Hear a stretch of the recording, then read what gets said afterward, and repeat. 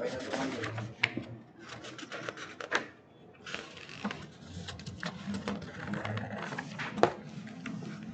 na? Sige. Good evening everyone. Welcome again to another live streaming po ng ating Basic Transfer Pricing Philippines. At may apology kasi hindi po kami naka-live streaming last week, no? Dahil naglipat po kami ng aming opisina. We try to concise our office kasi sobrang laki. Hindi na kailangan kasi wala nang face-to-face na seminar. So talagang naglipat, so ito na ngayon. So, umpisa na po natin. Our discussion this evening would be about transfer pricing documentation at saka yung ating attachment po doon sa BIR Form 1709. Oh? But before that, I would like to say thank you sa atin pong mga subscribers. Umabot na tayo ng 263 po sa basic transfer pricing. And, thank you po sa mga nag-subscribe na. Sa hindi pa po nag-subscribe, please subscribe to our channel. Bakit although meron na tayong video on this, binalikan lang natin dahil sa nakita ko ang dami pa ring parang gray area po sa mga participants natin, no? And we will also entertain questions, no? Kung mapapansin natin yung ating ngayon, yung ating buksan mo nga yung TV dito. Hari.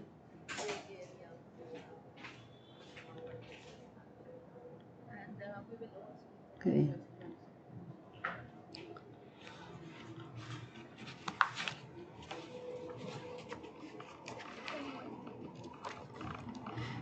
So ano po ba yung mga transfer pricing documentations po na kailangan natin, no? So ano yung magiging reference po natin ngayon dito sa ating discussions? We have the yung Revenue Regulations 19-2020 at saka sa transfer pricing methods po, yung ating reference dyan is yung ito yung RR 2-2013 natin, ito yung transfer pricing guidelines, and then yung sa clarification po natin, ito yung revenue regulations natin 76-2020, and then for our Revenue Memorandum Circular 98-2020, ito yung extended deadline po ng ating pag-submit ng transfer pricing documentations natin. Tingnan mo yung shout-out natin kung sino yung nandyan na.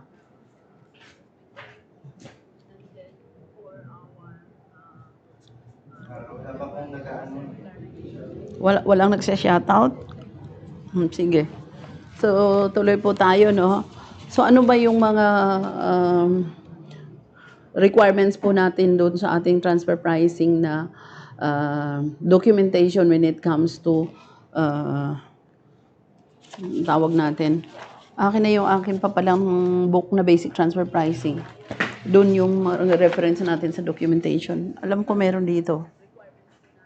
Yung transfer pricing documentation na books. Yung basic transfer pricing.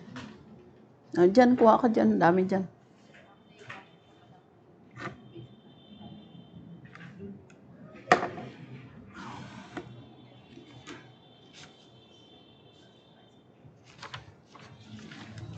Okay. So, dito po. Ha? Nagahang? Sige.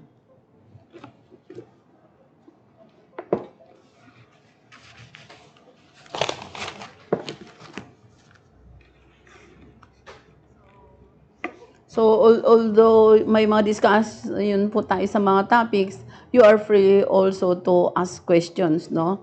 Sasagutin din po natin yung mga questions.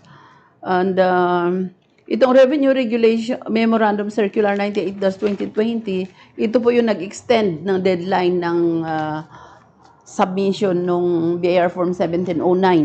So, since yung ating Revenue Regulations 19-2020 that requires submission of BIR Form 1709 for related party transactions, meron na? For related party transactions, since ang regulations po na yan is dated July 25, 2020. So, ang mga uh, taxpayers or yung companies na hagip na at dapat na mag-comply yung fiscal year ending March 31. Bakit? Kailan yung deadline nila? Is July, no? So, required na sila to submit the BIR Form 1709.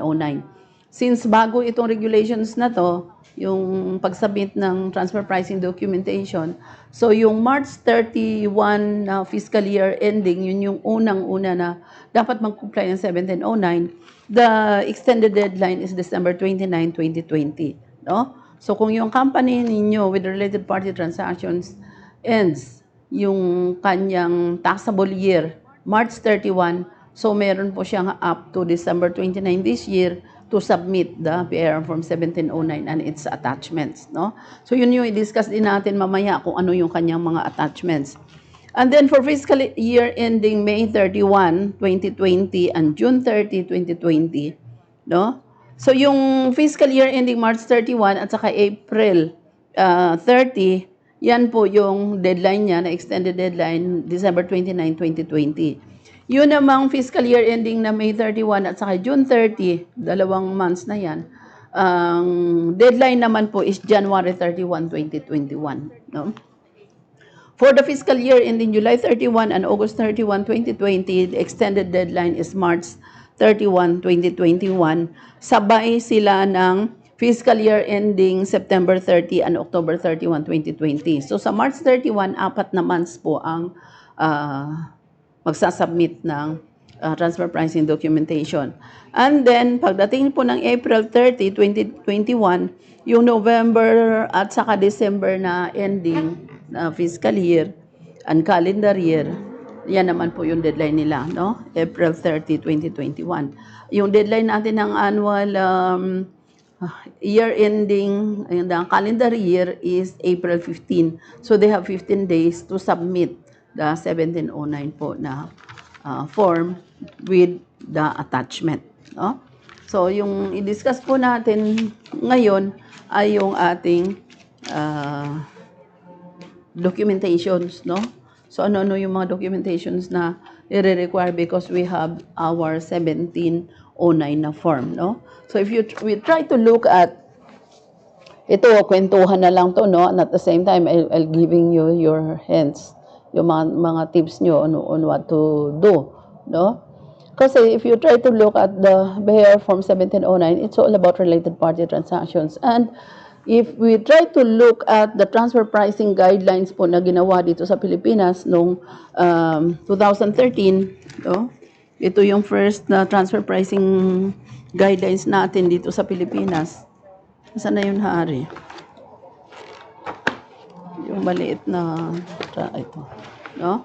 So this is dated January 23, no? January 23, 2019, 2013, no? So ito yung transfer pricing guidelines natin, and this is based solely on the OECD transfer pricing guidelines, which is 2010, no? Kasi 2013 itong ginawa natin. But since ang basis po na dito sa transfer pricing guidelines natin is the OECD transfer pricing guidelines, nagkaroon naman po ang OECD transfer pricing guidelines ng updates po noong July 2017. No? So July 2017. Since itong ating transfer pricing guidelines is 2013, ang basis po niyan is 2010 na OECD transfer pricing guidelines, hindi na siya nag-update, no? So although ang OECD nag-update na noong 2017, yung ating transfer pricing guidelines hindi nag-update. So ano yun? So mismatch sila. So when we try to look at the transfer pricing documentations, no, kung mag-update tayo, ano yung susundin natin? The 2017 guidelines para hindi tayo sintonado sa ibang bansa dahil what we are implementing sa the transfer pricing guidelines, may connect siya doon sa ibang bansa, sa compliance nila, especially if the transactions involved are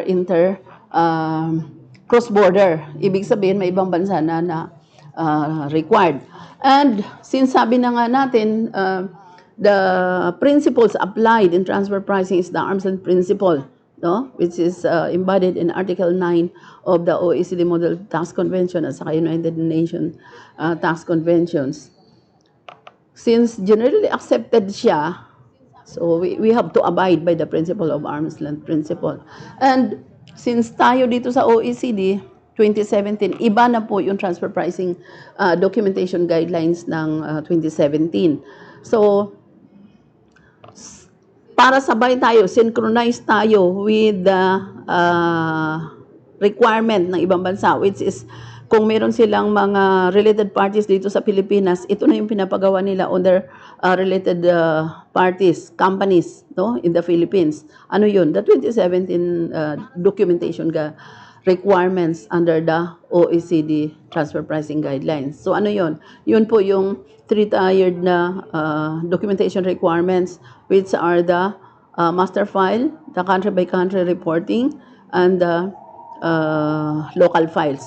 So, if you are a multinational company and you have all these documentations, wala kayong problema pagdating na po sa BIR Form 1709. No? Ang magkakaproblema lang dyan, yung mga local or domestic na with related party transactions na hindi sila nag-maintain ng documentation. Para sa iba, no? Para doon sa may mga related parties, mga cross-borders, multinationals, wala problema po sa kanila because they are already maintaining the three-tiered documentation requirements since 2017 because that is the requirement of their parent companies or related parties situated abroad, no? So wala na silang problema doon. All they have to do is to fill up the forms and then attach the documents. So sino magkakaproblema? Ito mga nandito lang sa Pilipinas, domestic with domestic transactions na wala sila yung three-tiered na documentation. So yun po yung i-discuss natin, no? So ano ba yung transfer pricing documentation na ni-require dito po sa RR 2-2013 kasi ito po yung pinaka transfer pricing guidelines natin, no? So, yung ating transfer pricing guideline o documentation under Revenue Regulations 2013 is under Section 12, no, ng guidelines, no, which is 2-2013. At ano po yung requirements niya dito? Ang sabi niya dito, the documentations na kailangan i-maintain ng company with related party transactions dapat daw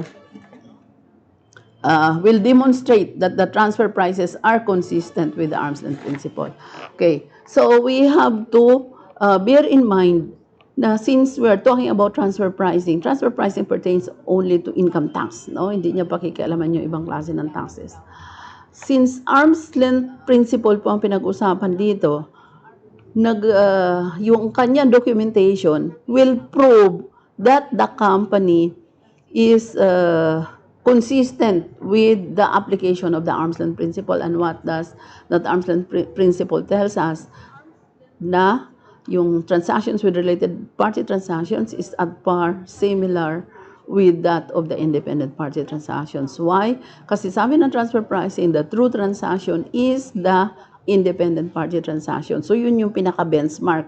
So anong gagawin natin? Kasi pinapa-abide tayo doon sa arm's length principle. So lahat ng documentation natin will otherwise show na ang ating pricing is same with that of the independent party transaction. So how will we do that? Magkakaroon tayo ng comparables, no? So sino yung magiging comparables natin? Number one candidates dyan are the competitors that we have because sila yung players in the same industry na meron yung company natin, no? So, anong gagawin ng taxpayer?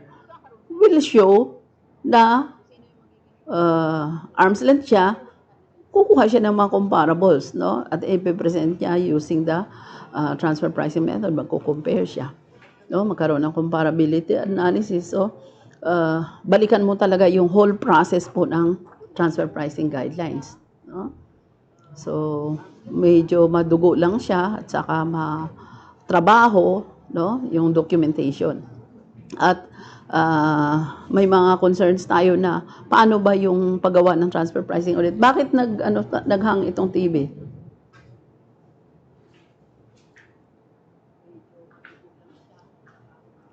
Ito dire-diretso naman, basta TV. Pero okay na. Sa iyo okay. Bakit dyan?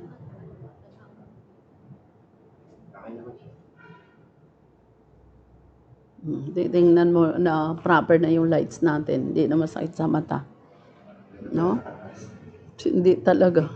Kaya nga, mga ka-YouTubers, pasensya na kayo kasi pag-aayos pa talaga kami, naglipat, lahat. So ayusin pa namin pati yung mga mic. Kasi masakit sa mata at hindi ka komportable, no?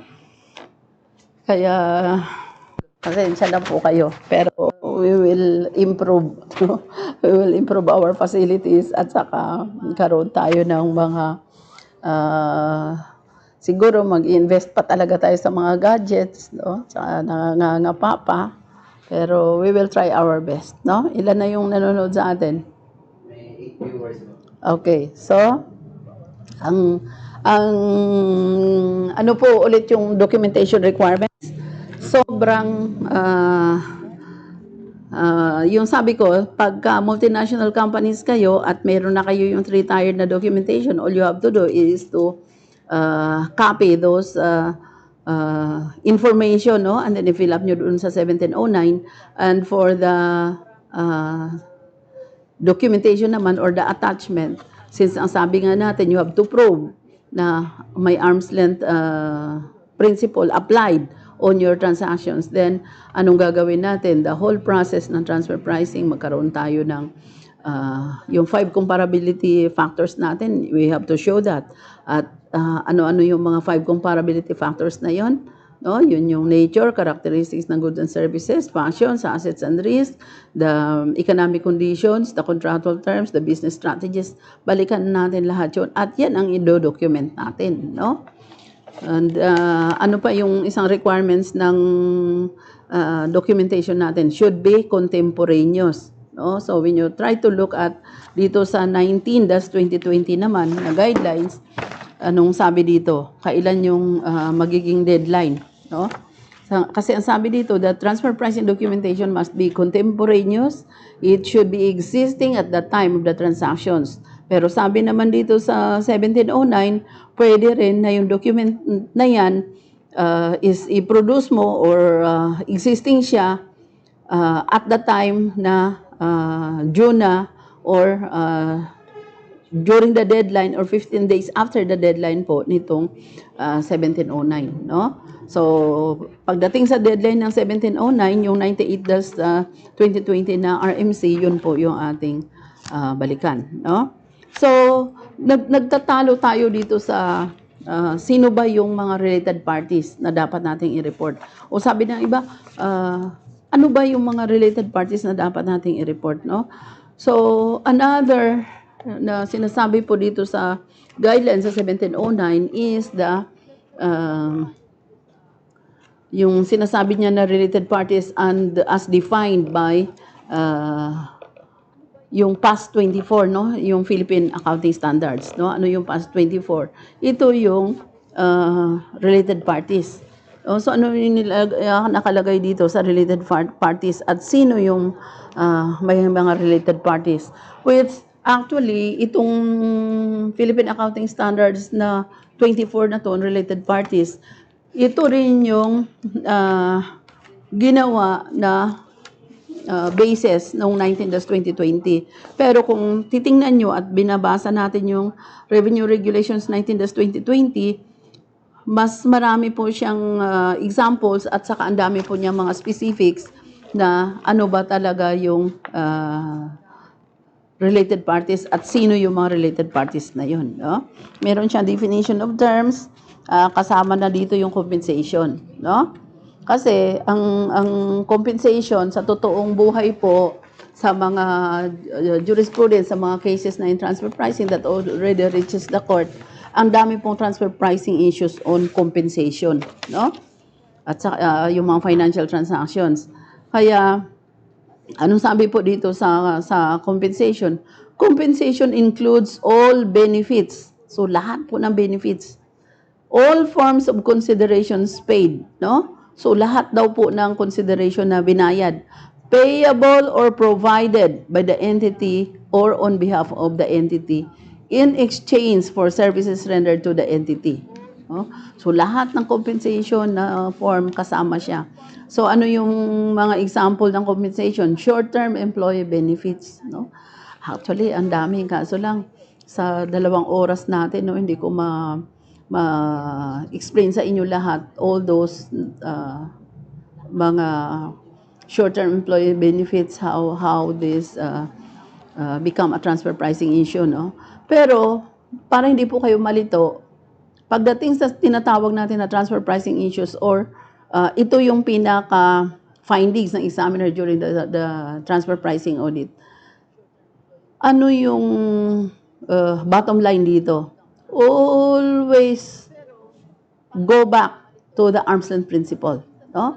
So whatever transaction it is, ang tanong mo lang kaagad, is this arm's length? No? So regardless of it is as short-term employee benefits. Ito bang short-term employee benefits na to in accordance with the arm's length principle? At ano yung in accordance with the arm's length principle? Kung independent parties ba to, hindi sila related parties. Yun po yung turo sa amin ng OECD, ha? Hypothesize, no? Ask questions. If these transactions happen between unrelated parties or independent parties, will the parties accept the conditions, the terms, the agreement?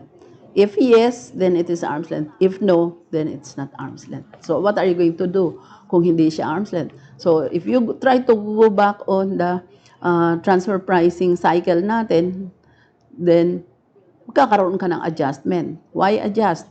Because you have to adjust the related party transactions to make it similar to that of the independent party transactions. So, anong gagawin mo? Magkaroon ka ng adjustment. And for your information, itong adjustment na tinatawag na to, ito yung findings ng examiner during the transfer pricing audit at ito yung adjustment ang magkakaroon kayo ng deficiency taxes na babayaran. No? Kasi halimbawa, yung ginamit na transfer pricing method is the comparable uncontrolled price method. So you have to compare the price. So the price na pinag-uusapan, no? Ito yung example ko yung sa GlaxoSmithKline, no? Yung sa Santac na ang ginamit doon is the comparable uncontrolled price method, no? So halimbawa yung price ng product is 100, no? Yun yung bentahan ng related parties. Pero sa independent parties naman, ang bintahan 200, no? Sinasabi natin, ang tamang bintahan is 200. Yung related parties, kasi related sila, binenta lang ng 100. So, anong gagawin? Mag-adjust ka. At how much is your adjustment? Sa example lang to, ha? Na diretso lang na example. Pero at the time na, sa actual na audit, may mga adjustment ka dyan, may mga computations ka talaga na gagawin. Why? Kasi sabi na nga natin, transfer pricing is economic taxation, no? So we have to use the principle of economics.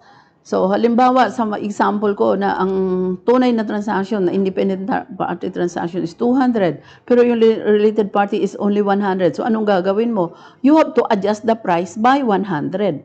Since ang related parties binenta niya ng 100, so magkano ang kulang? 100. So yun yung adjustment. I-multiply mo ilang items yung na benta niya during the year. O kung yung audit mo is 3 years, then during the 3 years, and then here you are, the computation for the deficiency taxes. No? Sometimes it's a very huge amount depending on the volume of the transactions. Okay. Pagdating naman po sa transfer pricing issues on this employees benefits, ang dami din pong issues dyan, no? So, ano lang yung sabi ko sa inyo na question na we have to bear in mind is this transaction arm's length, no? So, acceptable ba to sa independent parties kung hindi sila related parties?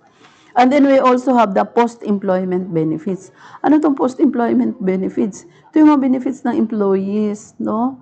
Kasi sometimes yung mga employees dito, mga part owner din, no? Yung mga persons occupying kay management positions, sila din yung may-ari ng company, no? Karamihan o kaya mga kamag-anak.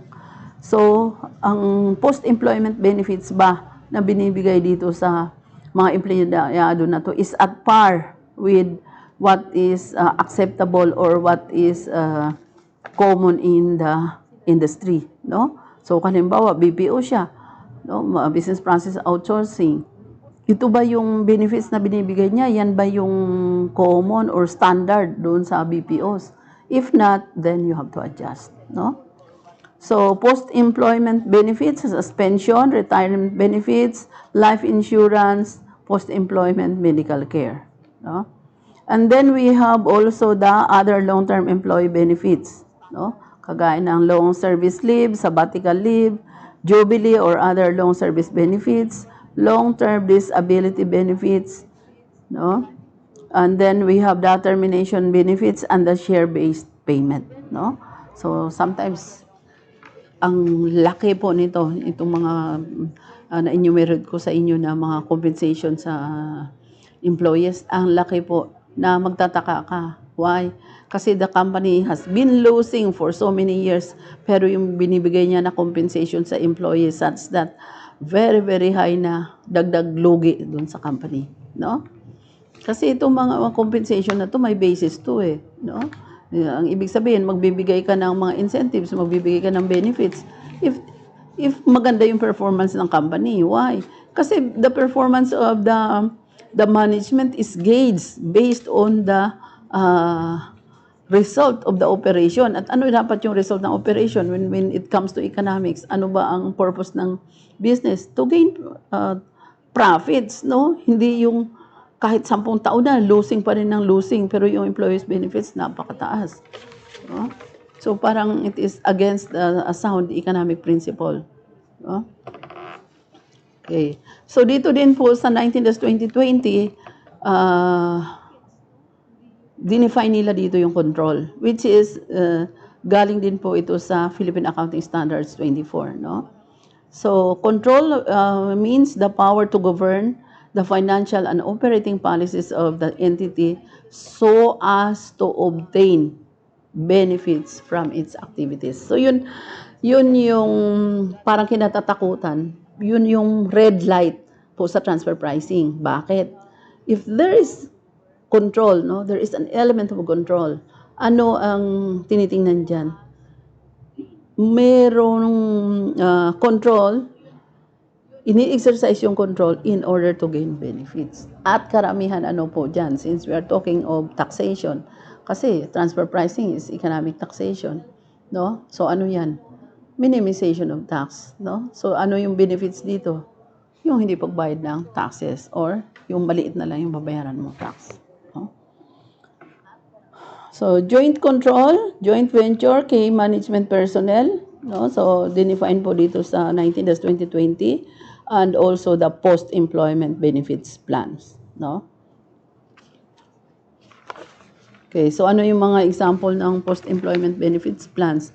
Ito yung retirement benefits, pension and lump sum payments or retirement, other post-employment benefits, no? So, since we're talking of documentation, how are you going to document these benefits, no?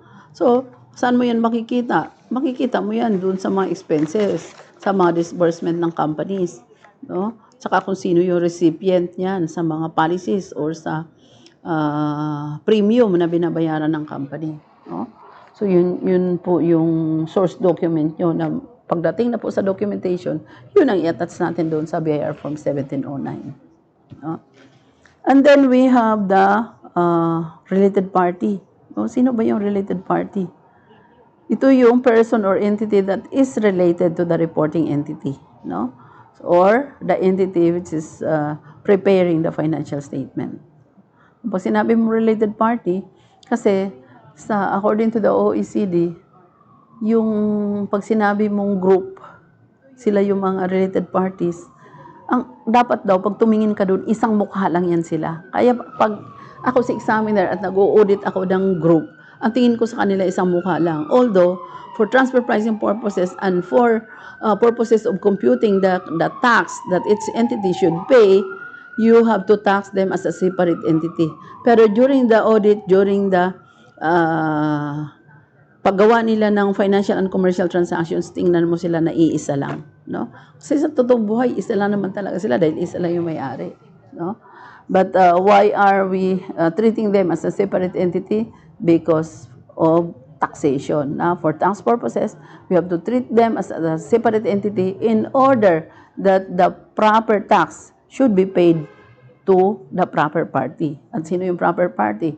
Halimbawa, yung related party mo dito sa Pilipinas. Then, yung party na nandito sa Pilipinas should pay the tax na dapat belong to this entity situated in the Philippines. At dito din niya yung babayaran ng tax.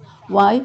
Because ang purpose po ng transfer pricing is for the state or for the country to get its fair share in the payment of taxes.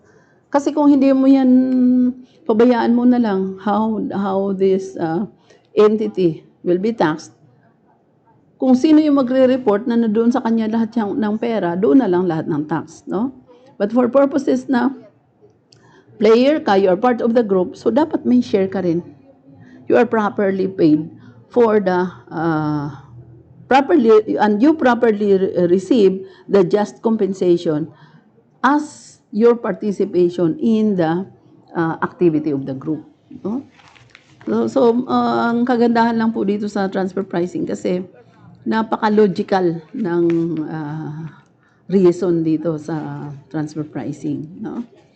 And then we have the related party transactions. Ano po ba itong related party transactions? Ito yung transfer of resources, services, or obligations between reporting entity and a related party regardless of whether a price is charged. Actually, itong sa related party transactions, if you try to look at the arms and principle, ito yung mga commercial and financial transactions, no? That arise in between related parties. Yung mga ginagawa nilang financial and commercial transactions between them, no? So related sila. So example na lang to yung mga transfer na resources, no, services, obligations. So, yun yung mga examples. Meron na tayong shout out. Wala pa kung nag-shoutout moment. Pero may viewers po pa tayo na 10 viewers. Oh, sige. Okay, so subsidiary. So si subsidiary is also defined, no? So entity that is controlled by another entity, and also si venturer, no? So joint venture has joint control over that joint venture. Sundan natin yung sequence natin doon sa ating topics. Ito yung ano ba yung BIR Form 1709 at saka ano yung mga documents or attachment, no? So, punta na tayo sa BIR Form 1709 kasi ang dinidiscuss ko ngayon sa inyo is the 19-2020, no? So, punta tayo sa BIR Form 1709, no? So, ito yung BIR Form 1709, ito yung information returned on transactions with related party transactions, no? So, dito sa part 2, which is the summary of related party transactions, we have letter A, the foreign related party transactions. So, ano ba itong foreign related party transactions? And what are the information that we are going to disclose at paano po natin ito i-document, no? So, yun talaga ang concern na nakita ko ng bawat isa, no? So, nakalagay po dito is the nature ng transaction. Ano ba yung nature ng transactions? No? So, balikan natin yung ating mga guidelines on transfer pricing at saka balikan natin kung ano yung mga transactions na dapat natin i-disclose dito. So, saan yan? Manggagaling? Dito sa 19-2020. Bakit dito sa 19-2020? Kasi nandito, nilagay nila kung ano yung mga related parties and the related parties transactions, no? So, sino daw ba yung related party, no? So, letter A nakalagay dito is a person or close member of that person's family which is related to the reporting entity, no? So, sino yung person na yan? Siya yung person na may control or joint control of the reporting entity. Siya yung may significant influence over the reporting entity and is the member of the key management personnel of the reporting entity. Sino tong mga, yung person na sinasabi dito? Usually, ito yung investors, ito yung may-ari, no? Ito yung who's who in the company. Kasi sila yung may malaking investment. So, at sila yung maapektuhan kung babagsak yung company. Kasi nandyan yung kanilang investment, no? So, sino pa yung related parties? Entity is related to reporting entity kung the entity and the reporting entity are members of the same group, no? So, members sila ng same group, related party din sila, no? Pwedeng parent, subsidiary, fellow subsidiary. So, they are all related parties. At saka, one entity is an associate or joint venture of the other entity, or both entities are joint ventures of the same third party, or one entity is joint venture of a third entity and the other entity is an associate of the third entity. No? So, labo-labo na. The structure is very complicated. No? Which yung iba talagang sinasadya nila para hindi na pinpoint kung sino talaga yung taxable. No? So, number 5, the entity is a post-employment benefit plan for the benefit of employees, no? And also, the entity is controlled or jointly controlled by a person identified in A. Sino yun? Yung A, yung close member ng family, no? The entity is controlled or jointly controlled by a person. A person identified in A has significant influence over the entity. Pag sinabi natin significant influence, meron siyang ownership na 20% or more, no? Sa company. Okay. So, ano yung mga transactions that involve related parties, no? Pagka, halimbawa, ito na yung ginagawa na transactions between related parties, dapat nating i-disclose. But this is not all-encompassing all-inclusive na listing, no? Pwedeng meron pa na iba, depending on the circumstances of the case. Kaya nga, kahit na ang OECD, sasabihin niya sa atin na depending on, case-to-case basis po talaga, depending on the circumstances at saka kung ano yung actual na nangyayari. And for your information, transfer pricing audit is factual audit. No? So, hindi pwede dito yung wala kang dokumento at hindi ka open ng books, hindi ka nag-analyze ng documents. Wala pong ganyan sa transfer pricing. No? So, factual po ang transfer pricing. So, what are the transactions, the related parties transactions that should be disclosed in the BIR Form 1709? Purchases or sale of goods. No? So, purchase or sale. Kasi sometimes, ang parent company is the supplier ng related party. And at the same time, siya din yung purchaser ng product. No? And then, another example is the purchase or sale of property and other assets. This transaction is between the related parties na nangyari. Rendering or receiving of services also between related parties, no? Ikaw yung nagbibigay ng serbisyo, ikaw yung the other party, which is the related party, siya yung nag-receive ng services. And then the lease, no? And then the transfer of research and development, no? Kasi kung titingnan natin, no? Para hindi kayo mabitin, sasabihin ko na kung ano yung posibleng transfer pricing issues dito sa related party transactions na to, no? Since sabi na nga natin, ang purpose ng transfer pricing is the application or the adoption of the arm's length principle on a per transaction basis. So, dito sa example natin ng mga related party transactions, ito yung purchase or sale of goods, no? Finished or unfinished. Halimbawa nandyan na yung transfer pricing audit. Sinasabi natin, the transfer pricing audit is a factual audit. No, so ano yung posible na mangyari dito sa purchases or sale of goods? Bakit dinidisclose ito? Ano yung purpose at ano ba yung posible na mangyayari dito sa purchase or sale of goods? No? Sa example, at saka sa mga na-audit ko na nasa BIR pa ako and involving large taxpayers, no? Ano tong nakita ko ng issue on the purchases or sale of goods? The parent is the supplier of the subsidiary, no? Siya yung loan supplier of the raw materials. Siya din yung loan buyer of the product, no? So ang tanong is the price of goods in these transactions na related parties arm's length. So binabayaran ba ng tama yung subsidiary dito sa Pilipinas, since ang nagsusupply ng raw materials is the parent company, and then ang bumibili lahat ng product ng company dito sa Pilipinas, ang parent company din ang kumukuha, no? Anong findings? Anong findings natin? Napakamura ng binabayad ng parent company. Anong sabi? Kasi ang equipment sa machineries na ginagamit ng subsidiary is owned by the parent company. Ang nagsusupply ng raw materials, ang parent company. Ang bumibili ng product, ang parent company. In short, walang risk assume ang company dito sa Pilipinas. Why? Kasi ang ginagawa lang niya, tanggapin yung raw materials, i-process, and then ibalik sa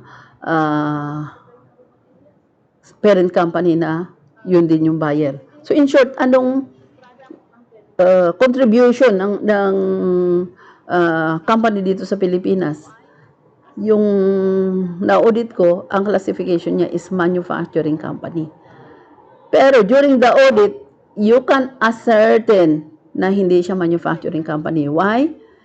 Kasi isa lang yung kanyang customer, isa lang din yung kanyang buyer. No? So, wala siyang problema, wala siyang risk on the inventory, wala siyang risk doon sa unsold na goods, wala siyang risk as a manufacturer. So, ano siya? Services lang. Services lang po ang ginagawa niya. No? Kaya yun yung tinatawag natin sa transfer pricing na recharacterization of the functions. No? So, sabi niya sa kanyang mga dokumento, ito na ha, i-read down na natin to sa documentation. Ang sabi ng kanyang dokumento, ang documents niya will show na yung company dito sa Pilipinas is a manufacturing company. Why? Nasa COR niya, ano yung classification niya? Manufacturing. Nasa permit niya sa City Hall, anong classification niya? Manufacturing. Pero during the transfer pricing, ano pala siya? Service company lang, hindi siya manufacturing. Why? So, what will prevail during the transfer pricing audit? Ano magpe-prevail? Service company siya, hindi siya manufacturing company. Yun ang magiging findings ng examiner. At sabi natin, so anong gagawin ng examiner? Adjust, no? So wala pala siyang, hindi pala siya manufacturing. Ano dapat? Binabayaran ba siya ng tama doon sa services? No? Kasi, halimbawa, yung basis nila is cost plus markup. Magkano yung markup? Is it comparable with the independent party? O kaya yung tanong mo, hypothesize if you cannot find a comparable? In this transaction between the parent and the subsidiary, if they are not related or if these transactions are between unrelated parties, papayag kaya siya, no? So, papayag kaya siya na ito yung ginagawa niya and then ang bayad sa kanya ng parent company, cost plus markup is only 7%. Of course not, no? Kasi 7% doon mo pa kukunin yung operating expenses mo sa yung net income mo, no? Kaya nung nangyayari sa company dito sa Pilipinas, net loss na net loss. Kasi ang totoo lang, reimbursement of expenses. So, anong findings ng examiner? The company here in the Philippines is not engaged in manufacturing. It is only providing services to the parent company. No? So, during the documentation, ano yung pinipresent ng company dito sa Pilipinas? Yung kanyang function is manufacturing based on the Articles of Incorporation. Saan nakikita yung function sa Article of Incorporation? Doon sa purpose, no? Primary purpose. Andun, to manufacture, ganun.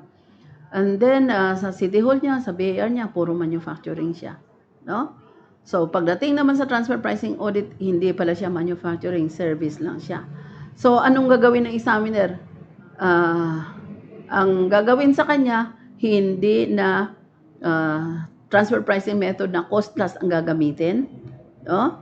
Kasi bakit? Because since the company here in the Philippines is just providing a service to the parent company, then they have a very highly integrated operations. Bakit highly integrated? Kasi selling ang parent company. Sino yung nagmamanufacture ng product dito sa Pilipinas? No? So napakalaki ng contribution ng Pilipinas sa business ng parent. So ano dapat? profit split ang gagamitin, no? Inaano ko na po yan, in-apply ko na yan doon sa audit ko, no? So, ano dapat? Profit split, no? So, ang isa pang tanong, may magagawa ba yung taxpayer kung halimbawa sinabi ng examiner na dapat ang gagamitin niya profit split at hindi cost plus method, no? So, may magagawa ba yung examiner? Yes, may magagawa ang examiner. Ito yan na yung taxpayer remedies natin. Ano magagawa ng examiner? I-dispute niya, no? I-protest niya yung findings ng examiner. Meron naman po tayong tinatawag na due process in tax audit. So, you are given 30 days to notice doon sa findings ng examiner. And then, kung hindi kayo yung dating notice of informal conference, ano na ang tawag ngayon, notice of discrepancy, no? So bibigyan kayo ng number of days, sagutin nyo. So anong magiging contention nyo doon na sinabi ng examiner, hindi naman pala kayo manufacturing company, no? Service company kayo. So dapat sa inyo ay profit split, hindi cost plus method. So paano mo i-rebut kayo niya? Then you have to show proof na talagang manufacturing company kayo. But based on the actual na ginagawa nyo, I don't know kung anong mangyayari. Pero pagka kung minsan hindi na tatapos sa examiner yung case, pupunta sa assessment, pagdating sa assessment, pwede na naman ulit mag-protest yung taxpayer, and then pwede na makarating yan sa korte. No? And it's up to the court to decide kung sino ba talaga. But the problem is, no? Kasi last week, isa pa na hindi rin kami naka-live streaming because I attended the 3 days na WIPO seminar on arbitrary or on arbitration, no? Ano to arbitration? Yung arbitration ng mga intangibles. Nagkakaroon ng dispute sa mga copyright, sa patents na this international, no? Na being administered by the WIPO or the World Intellectual Property Office. So, during that webinar, ano pa yung isang na-tackle doon? Yung problema na when the case reaches the court, yung problema doon is the judges or the one who will be charged with the case has little or less knowledge on transfer pricing. So, how can they decide on a case na inadequate yung kanilang knowledge? So, yun na yung another na constraint or problema, no? So, which was also taken by the WIPO. Kasi, especially if ano ba yung involved? The involved is technology. Kasi karamihan ng intangibles natin nasa technology, no? Just like software, just like artificial intelligence, no? Nasa technology yung marami nating intangibles. No? So, if the cases involving intangibles reaches the court and the judges or the judge has less or no knowledge about technologies, then ano yung expectations mo on how this judge will decide on the case? No? So, ganun din po yung sa transfer pricing natin. Libawa, during the audit, hindi talaga magkasundo ang taxpayer. And the remedy of the taxpayer is go to the Court of Tax Appeal, no? Pagdating sa Court of Tax Appeal, ang tanong doon, adequate ba yung knowledge ng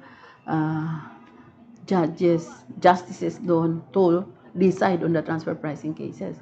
Kasi kung hindi, ano mangyayari sa case mo? No? Natakil po yan doon sa WIPO. So, ano yung dapat gawin? Then, you have to educate your judges or justices or the one who are in the judiciary, no? So, dito sa Pilipinas, siguro, long way to go pa yung transfer pricing dito kasi nag-uumpisa pa lang tayo and even the mga examiners, tinitrain pa rin sila, no? Pero, transfer pricing is here, so wala tayong magawa, harapin natin, no? So, letter B, this kind of transactions na dapat nating hinagip ko na po sa isang example ko, nandoon na yung remedies ng taxpayers, nandoon na yung assessment, Nandoon na yung documentation, no? Dito naman tayo sa letter B. Purchases or sales of property and other assets, no? So, especially if the purchase or sales of property and other assets is a transaction between related parties. So, anong gagawin natin? We have to read down ulit dun sa is the transaction arm's length. Kasi kung hindi siya arm's length, anong dapat gawin? No? So, magkakaroon tayo ng, ay ito yung purpose ng BIR Form 1709, magkaroon tayo ng documentation to show proof. Ito ha, i-read down natin sa pinakasimple na lang. Ano ba yung purpose ng 1709? To show proof na yung inyong transactions are arm's length. No? Katanggap-tanggap po siya sa BIR. Why? Kasi during the transfer pricing audit, anong titingnan ng BIR dito?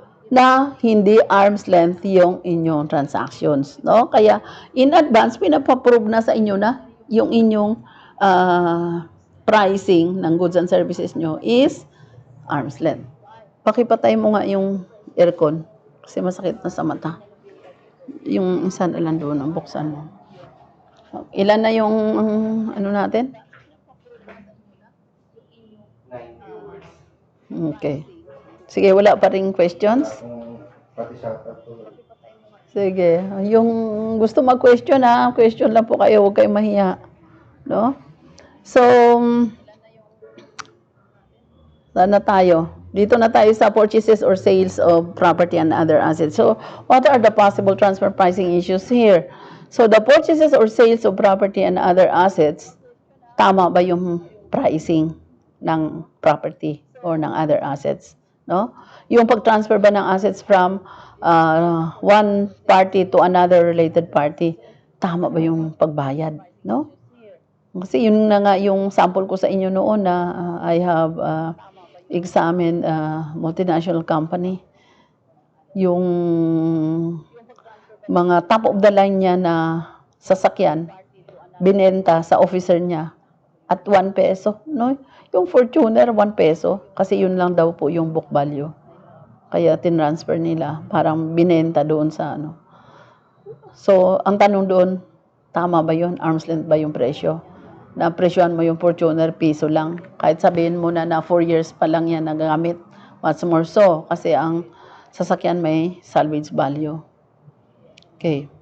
Itong letter C naman, rendering or receiving of services. So, ano po yung possible transfer pricing issues dito? The one who render the services and the one who receive the services. Kailangan ba talaga nila yung services na yan or in paper lang yan, no? Para lang deduction sa income tax return. And based on the jurisprudence ng mga tax cases that raises the Supreme Court in other parts of the world, anong ginagawa dito sa rendering or receiving of services? Sometimes double claim po yung expenses. Kiniklaim ng company dito sa Pilipinas, kiniklaim din ng related party or ng parent company sa ibang bansa. Kaya itong rendering or receiving of services, double claim na deductions, no? So both parties are benefited. So yun yung titingnan ngayon ng examiner. No? So pag nakita niya na hindi naman kailangan yung services, anong posibleng gawin ng examiner dito? Disallow the services. As in, walang services na nangyari.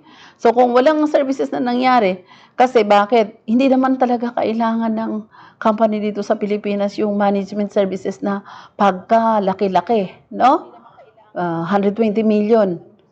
And then, if you try to look at the parent company, wala naman siyang capacity to give a very sophisticated kind of services to the subsidiary. At ang third is, hindi naman kailangan ng subsidiary because ang highly technical na or sophisticated na services, napakasimple lang ng functions ng company dito sa Pilipinas. So, hindi niya kailangan ng napaka-sophisticated na management fee or services. No? So, yun yung magiging issue sa receiving at saka rendering ng services. No? May mga cases na dyan na disallow yan. No? Kasi walang capacity yung parent company to render the services at saka hindi kailangan ng subsidiary. Leases. Ano yung lease? Especially yung mga halimbawa aircraft ka to minimize the risk Anong ginagawa ng operating company? Instead of sila din yung may-ari, ipapangalan nila doon sa isang company yung mga ownership ng aircraft, and then itong operating company ng aircraft, nagli-list na lang sa related party. So, anong tanong dyan? Are the lease or the fee, no, the payment for the lease, arm's length? No? So, kaya palagi natin talagang ibalik doon sa arm's length ba yung fee? Arm's length ba yung pagbabayad? No? Actually, yung topic sana na ano natin ngayon for discussion is intangibles. Kaso lang, nakita ko ang daming concerns about the documentation. So, ito yung di-discuss natin ngayon, no? And then, ano daw yung mga posible na remedies ng taxpayers, ano yung mga rights ng taxpayers, at saka mamaya, ano yung magiging penalty. Nandito din po sa, ano na to sa di-discuss natin. Especially dito sa 76/2020 na Revenue Memorandum Circular, no? Okay. So, leases, tama ba yung amount ng lease contract? Baka naman sobrang laki yung lease o kaya sobrang liit naman, no? So, both case. Kung sobrang liit yan, questionable yan. Kung sobrang laki, questionable din. So, anong gagawin mo? Magkaroon ka ngayon ng comparables, no? So, halimbawa, walang comparables kasi yun lang yung nagbabiyahe na eroplano dito sa Pilipinas. Then, you have to hypothesize, no? Or, kung minsan, walang transfer pricing issues pag wala ka talagang makita, no? Letter E is the transfer of research and development, no? So, anong nangyayari dito sa transfer of research and development? Kasi sometimes, there is a research and development conducted by the group. Why? Because they have to develop a certain intangibles. Kaya halimbawa, software, halimbawa, a patent, or new product, no? Nagre-research and development sila. Along the way, hindi pa tapos yung research and development, tina-transfer na nila doon sa kung sino yung gusto nilang magmamay-ari, no? So, ang tanong dyan, sa transfer ng research and development, are the participants, yung group that performs or that participated in the research and development, pag tinransfer mo na yung research and development, are they properly compensated? Why? Kasi if it is a group effort, so ano dapat bago nila inumpisahan yan? May agreement na doon as to how much is the participation of the one party and how much is the remuneration na makukuha niya or yung income na magiging share niya pag na-develop na yung project na yon, no? So since tinransfer nyo ng alanganin, sometimes is intentional, no, para iwasan yung taxes. So, hindi pa tapos yung research and development na transfer na. Why? Kasi pag tapos na, mas mahal at saka mas malaki yung consideration pag tinransfer mo na yung research and development na tapos na, no? So, parang hilaw pa lang, transfer mo na para maliit pa lang yung babayaran mo. So, how much is the payment or remuneration received by the participant? Halimbawa, yung one of the participant is here in the Philippines. Ano yung ginagawa? Development ng antivirus, no? So, anong nangyari? Since tinransfer na yung research and development ng alanganin, how much is the fee received by the company here in the Philippines, no? Kasi sometimes may mga lost income yan, na ito na-anticipate mo na yung ganitong income, tapos bigla nawala. So, anticipation of the lost income, sometimes meron din yang damages or compensation, no? Transfers under license agreements, no? So, ano tong transfers under license agreement? Properly remunerated ba o bayad ba? Kasi tinransfer yung software halimbawa, no? At saka meron niyang license agreement. So, anong documentation mo dito? That license agreement mismo. Dito naman sa transfer of research and development, ano yung magiging documentation mo dyan? Yung original na agreement between the parties when they started that research and development. And then, ano na ngayon? The other agreement when they transfer the research and development, no? So, during the documentation ng existing na research and development, hanapin mo yung mga costing nun, no? Sino yung mga participants, ano yung contribution nila, and then yung mga expenses incurred during the research and development, no? Those will form part of your documentation.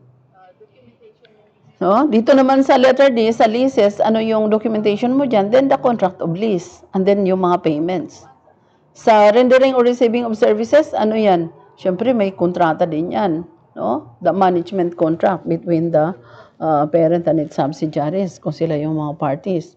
The purchases or sale of property and other assets, of course, ano yung proof mo dito, especially that we have our bookkeeping regulations here in the Philippines. So for the sale or purchase of property, you have to issue receipts. No? And then if the properties are registrable, anong gagawin mo? Siyempre, pa-register mo pa yan. May mga withholding yan, may mga processing yan ng pag-transfer ng title. No? So, kasama po yan na present natin sa documentation. Purchases or sale of goods, finished or unfinished, then pakita mo rin yung pati yung inventory na sabi ko po sa inyo, napakahigpit ng inventory.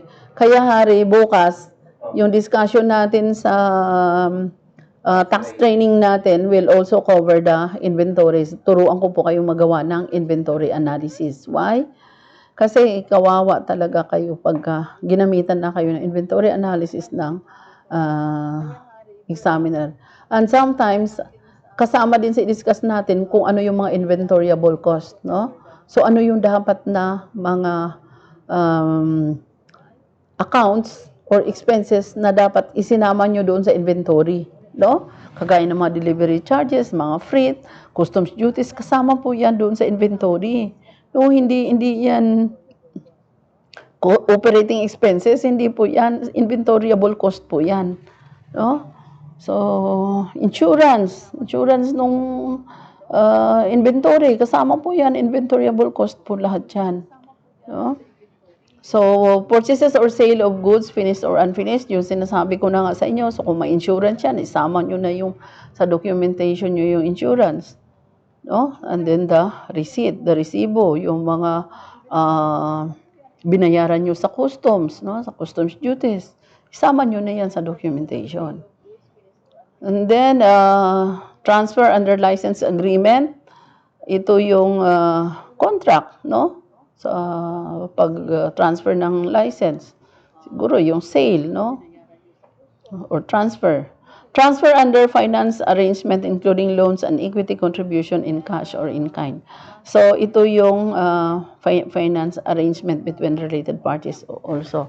Ano yun? So, kasama na daw yung loans. Kaya nga yung isang question na yung loan daw ba na granted to employees are also kasama sa related parties. Siyempre kasama yan. Finance, ano yan eh.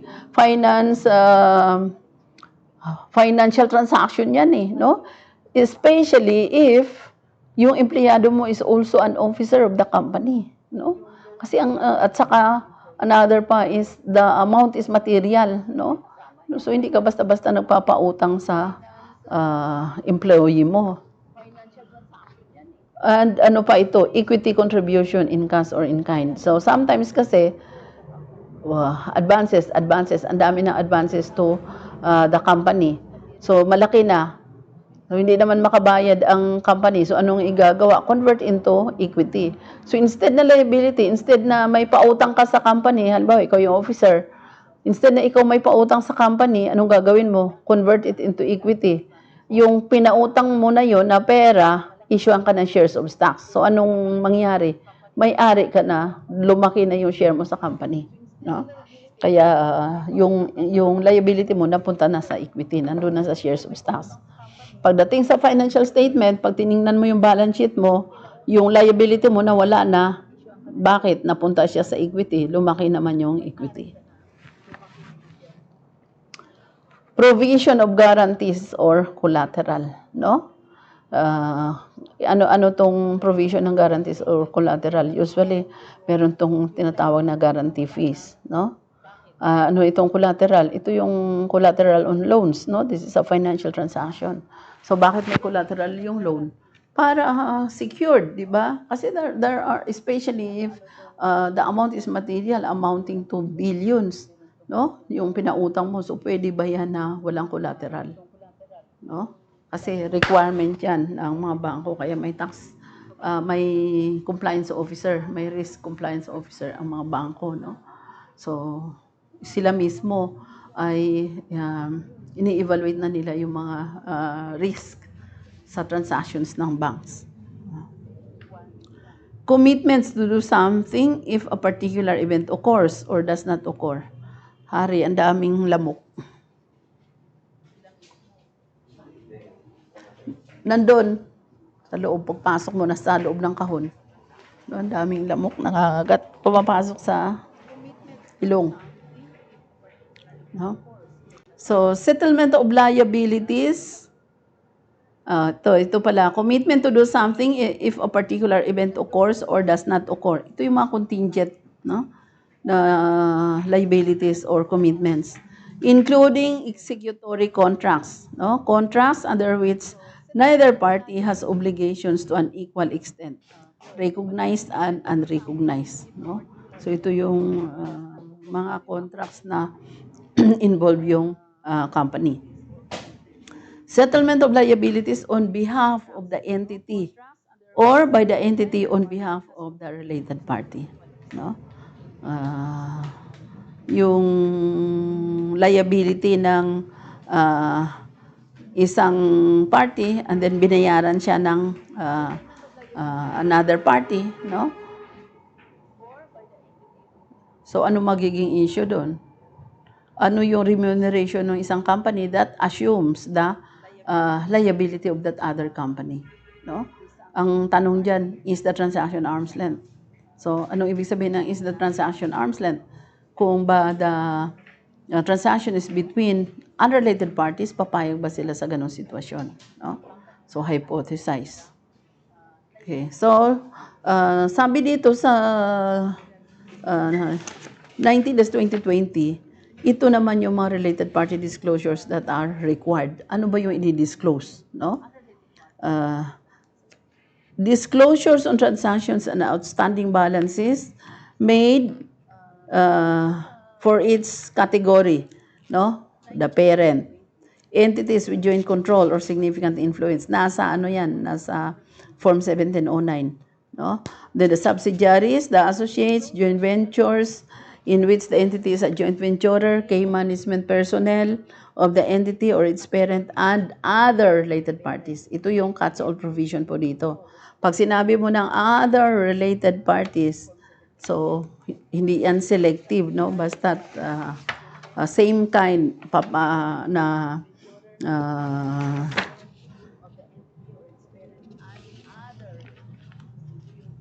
transactions, then it should be disclosed. No? So for each of said category, the following information shall be provided: the amount of the transactions. Actually, if you try to look at the requirement po ng disclosure na related parties, meron na yung matrix, no? Ano yung matrix? Yung nature, tapos nakalagay na doon yung amount, no? The amount of the transactions, the amount of outstanding balances, no? Including commitments and their terms and conditions, including whether they are secured and the nature of the consideration to be provided. And then the provision for doubtful debts. So, andyan na lahat to sa 1709. The expense recognized during the period in respect of bad or doubtful debts due from related parties, no? So anong rule natin on doubtful debts or doubtful na account, no? Or bad debts? Pag nag-write off ka, ano requirements? May board resolution. And then bago mo siya i-write off, ano yung dapat mong gawin? You have to prove that there is an exhaustive effort to collect the account and that the customer has no capacity to pay the account. Pero kung meron pa, hindi mo siya pwedeng bad debts, no? Hindi mo siya pwedeng i-write off. So, lalo na kung related parties, no? Okay. So, sa part A natin sa summary na related, part 2 ng summary of related parties, we have the letter A, foreign related party transactions. So ano yung nature ng transactions? Isa ko sa inyo kanina, yung sale, yung purchase, no? And then the related account name. So ano yung related account name? So purchase or sale of goods, halimbawa. And then, sino yung foreign na related party? No? Si ABC Corporation, ito yung parent company. And then, yung address niya, kung sa US siya, kung sa Switzerland, kung sa Singapore, no? Ilagay nyo dito. And then, the taxpayer identification number, no? Kung meron. And then, yung question is, avail of treaty benefits, yes or no? No? Why? Kasi if the Philippines has a tax treaty with that other country where the other party is situated, then pwede silang mag-avail ng tax treaty benefits. No? Ano yung gagawin? Magkaroon lang ng application at ipa-receive sa ITAD or the International Tax Affairs Division.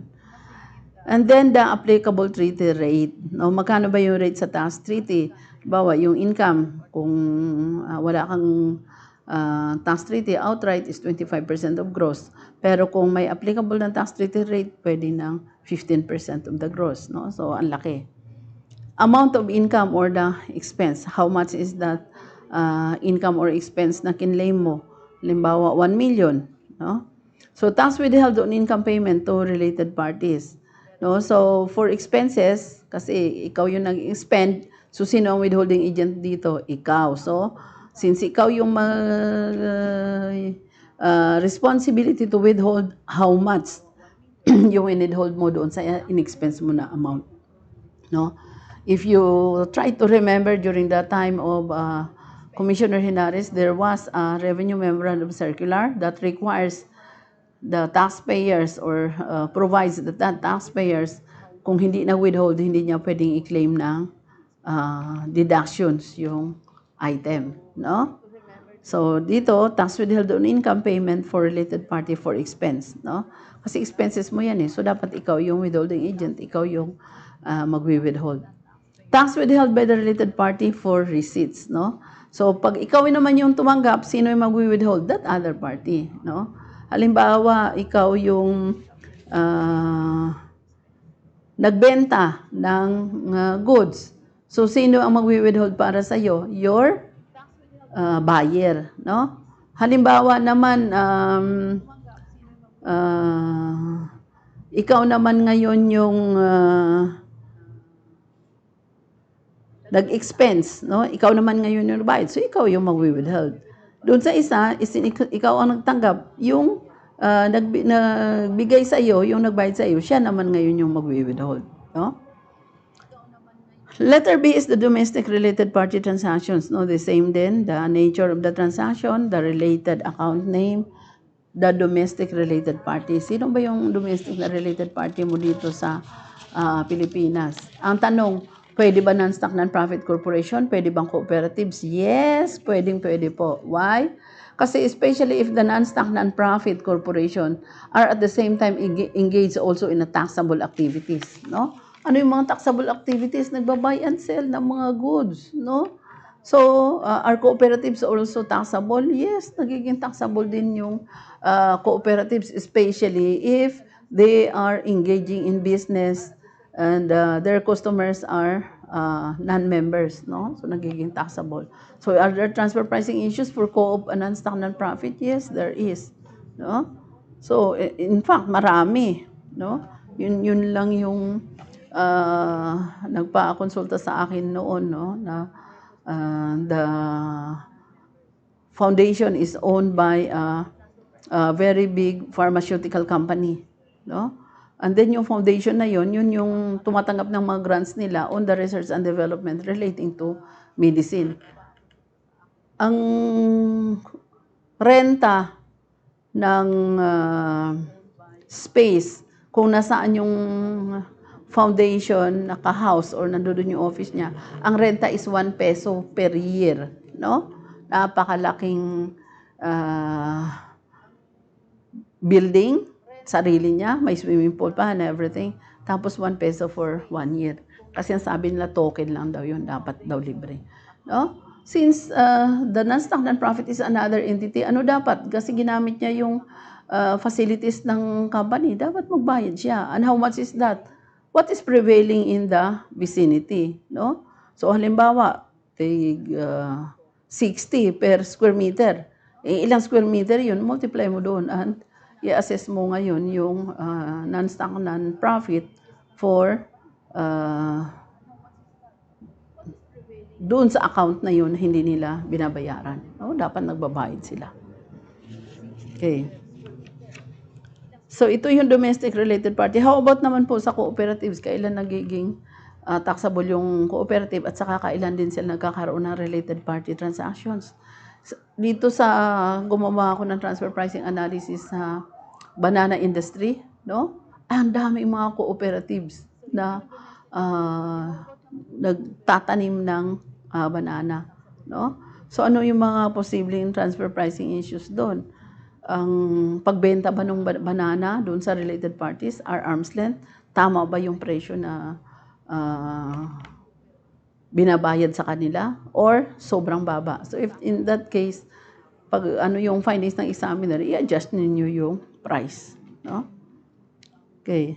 So, who is the domestic related party sa letter B? Domestic related party can be cooperatives, can be non-stock non-profit, can be an individual, or can be a corporation. The address of the domestic related party, the taxpayer identification number, the amount of income or expenses, no? The tax withheld on income payment to related parties for expenses and also for tax withheld by the related party for receipts, no? So, yan po yung dapat natin na i-attach. So, ano naman yung documentation na i-attach natin sa dito sa domestic related party transactions na to? So, kung may contract yan, then attach the contract. Kung wala naman yung mga resibo, no? So, wag natin sabihin, hindi nag-issue yan ng resibo. Huwag nyo gawing dahilan yung hindi nag-issue ng resibo. Why? Because you will be penalized outright. And what is your violation? Non-issuance of receipt, no? Saan yan nakikita yung violation nyo sa non-issuance of receipts? Doon sa administrative requirements of BIR that in every transactions ng isang business owner, dapat nag-i-issue siya ng sales or commercial invoices. No? So, violation po yan sa tax code. So, huwag kayong gumawa ng dahilan na ang dahilan na ginawa nyo is a violation kasi madagdagan yung penalty nyo. No? And then we have the part 3, the details of related party transactions per category. So, ano yung category? Parent, no? So, ano yung details ng transactions? The name of the company, address, nature of transaction, the amount or volume, the outstanding balance, terms, conditions, provision for doubtful accounts, expense recognized. So, ito yung provision for doubtful debts, no? Ito yung utang. So, careful kayo dito na bakit may doubtful na utang yung related parties to the other related parties. At paano niya kinokolekta, no? So, the expense recognized. Merong mga questions? Wala pong questions. Ilan yung viewers natin? 10 po. Okay, so walang questions, And then we have the summary of transaction with entities with joint control or significant influence over the entity. So we have the name of the company, we have the address, we have the nature of the transaction. No, ito yung may joint control. Ano yung sabi natin doon sa joint control? Ito yung may 20% na significant ownership, no, doon sa entity. No, kasi kung halimbawa ABC company, ako nag-invest ako doon and then I have the 20% na ownership. So meron na akong significant influence. Why? Because I can participate already in the policy making of the company. No? Pwede na akong mangialam or nakasit na ako doon sa board of directors nila. So may influence na ako sa company. Okay. Letter D is the summary of transactions with associates. No? So, name of the company, the address, the nature of the transactions, amount, volume, outstanding balance, the terms, no, the conditions, provision for doubtful debts, and the expense recognized. So, in this transactions with associates, ano yung ating documentation dito? No? So, ano yung pwede nating i-attach doon sa 1709? No? So, siyempre, siguro yung mga agreements, no? Kung sale yan, the receipts that we issued. No? And then, meron pa ditong provision for doubtful debts and the expense recognized. No? So, you have to disclose the amount. Okay, so summary of transactions with joint ventures in which the entity is the joint venturer. Also, the name of the company, the address, nature of transaction, amount, volume, and then the outstanding balance, the terms, no? So, pag sinabi natin terms, conditions, saan yan makikita? Sa agreement, no? Kung anong klaseng transaction yan. And then the provision for doubtful debts and then the expense recognized. Okay. Letter F is the summary of transactions with the key management personnel of the entity or its parent. No? So, ano yung name ng personnel? Ano yung address niya? And then the short-term employee benefits niya, the post-employment benefits, the other long-term benefits, termination benefits, share-based payments, and then the others. You have to disclose here the amount. No? And then we have the summary of transactions with other related parties. No? So same din po yung hiningi na disclosures. No? So ano naman yung i-attach natin dito sa summary of transactions with other related parties.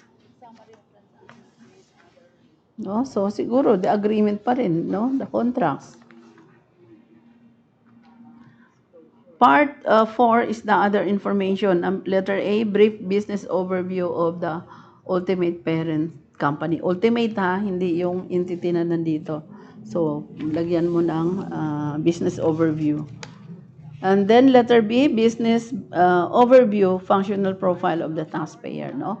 So, saan mo nakikita itong functions? Doon sa mga COR mo, sa mga articles of incorporation, sa permits, no? Nandoon yung functions. Okay. Has there been any change in the functional profile of the taxpayer? If yes, provide details, no? Kung halimbawa, nag-change yung function ng taxpayer instead of full-fledged manufacturing, nagiging contract manufacturing na lang siya o kaya toll, no? Manufacturer. So, nag-iba yung functions niya. Has there been any change in the ownership structure of the taxpayer? If yes, please provide details. So, bakit nag-change ng ownership structure? No? Nadagdagan ba, nabawasan? Or yung sinasabi natin kanina that the advances are now classified as equity? Did the taxpayer undergo business restructuring during the year or the last 5 years? No? Kasi pagka na-business restructuring ka, ang dami mo talagang sa business restructuring, maraming pagbabago sa company, no? Depending on the restructuring that has been adopted. Okay. Do you have pending tax treaty relief application with the BIR or with the tax authority or of other country? If yes, please provide details. So, since naglagay ka dyan ng yes, then anong ipapakita mo sa documentation? Yung application mo sa tax treaty relief, no? Ito yung pinafile natin sa ITAD sa BIR National Office. Huh? Okay. Do you have an advanced pricing arrangement or yung sinatawag natin na APA, no? Sa related parties? Ano to? This is a transfer pricing analysis in advance using some critical assumptions. And the duration is usually 3 to 5 years. The advanced application for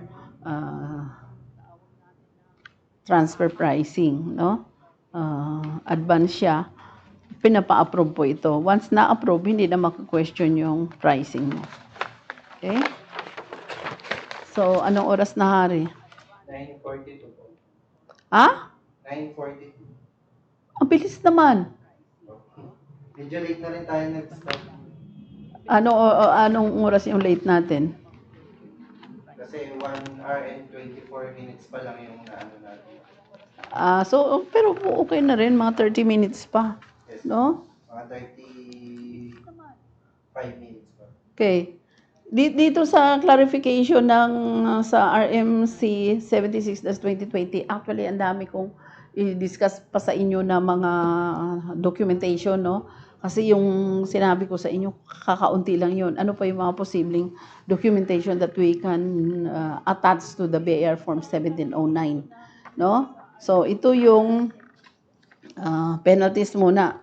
Pag halimbawa hindi tayo nag-comply doon sa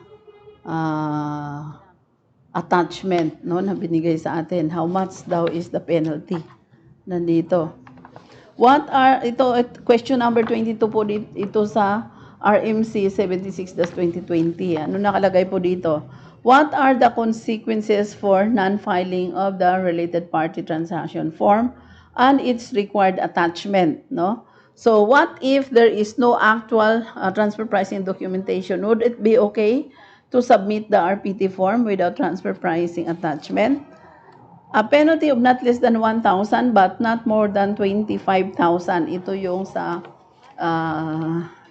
Section 50 ng tax code natin, no? Shall be imposed for failure to file the RPT form and its attachment due to reasonable cause and not to willful neglect. So reasonable cause yan, ang 25,000, no? Pursuant to Section 50.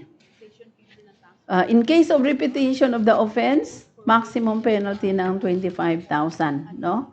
And then penalty for second offense, maximum penalty prescribed for the offense shall be imposed, no?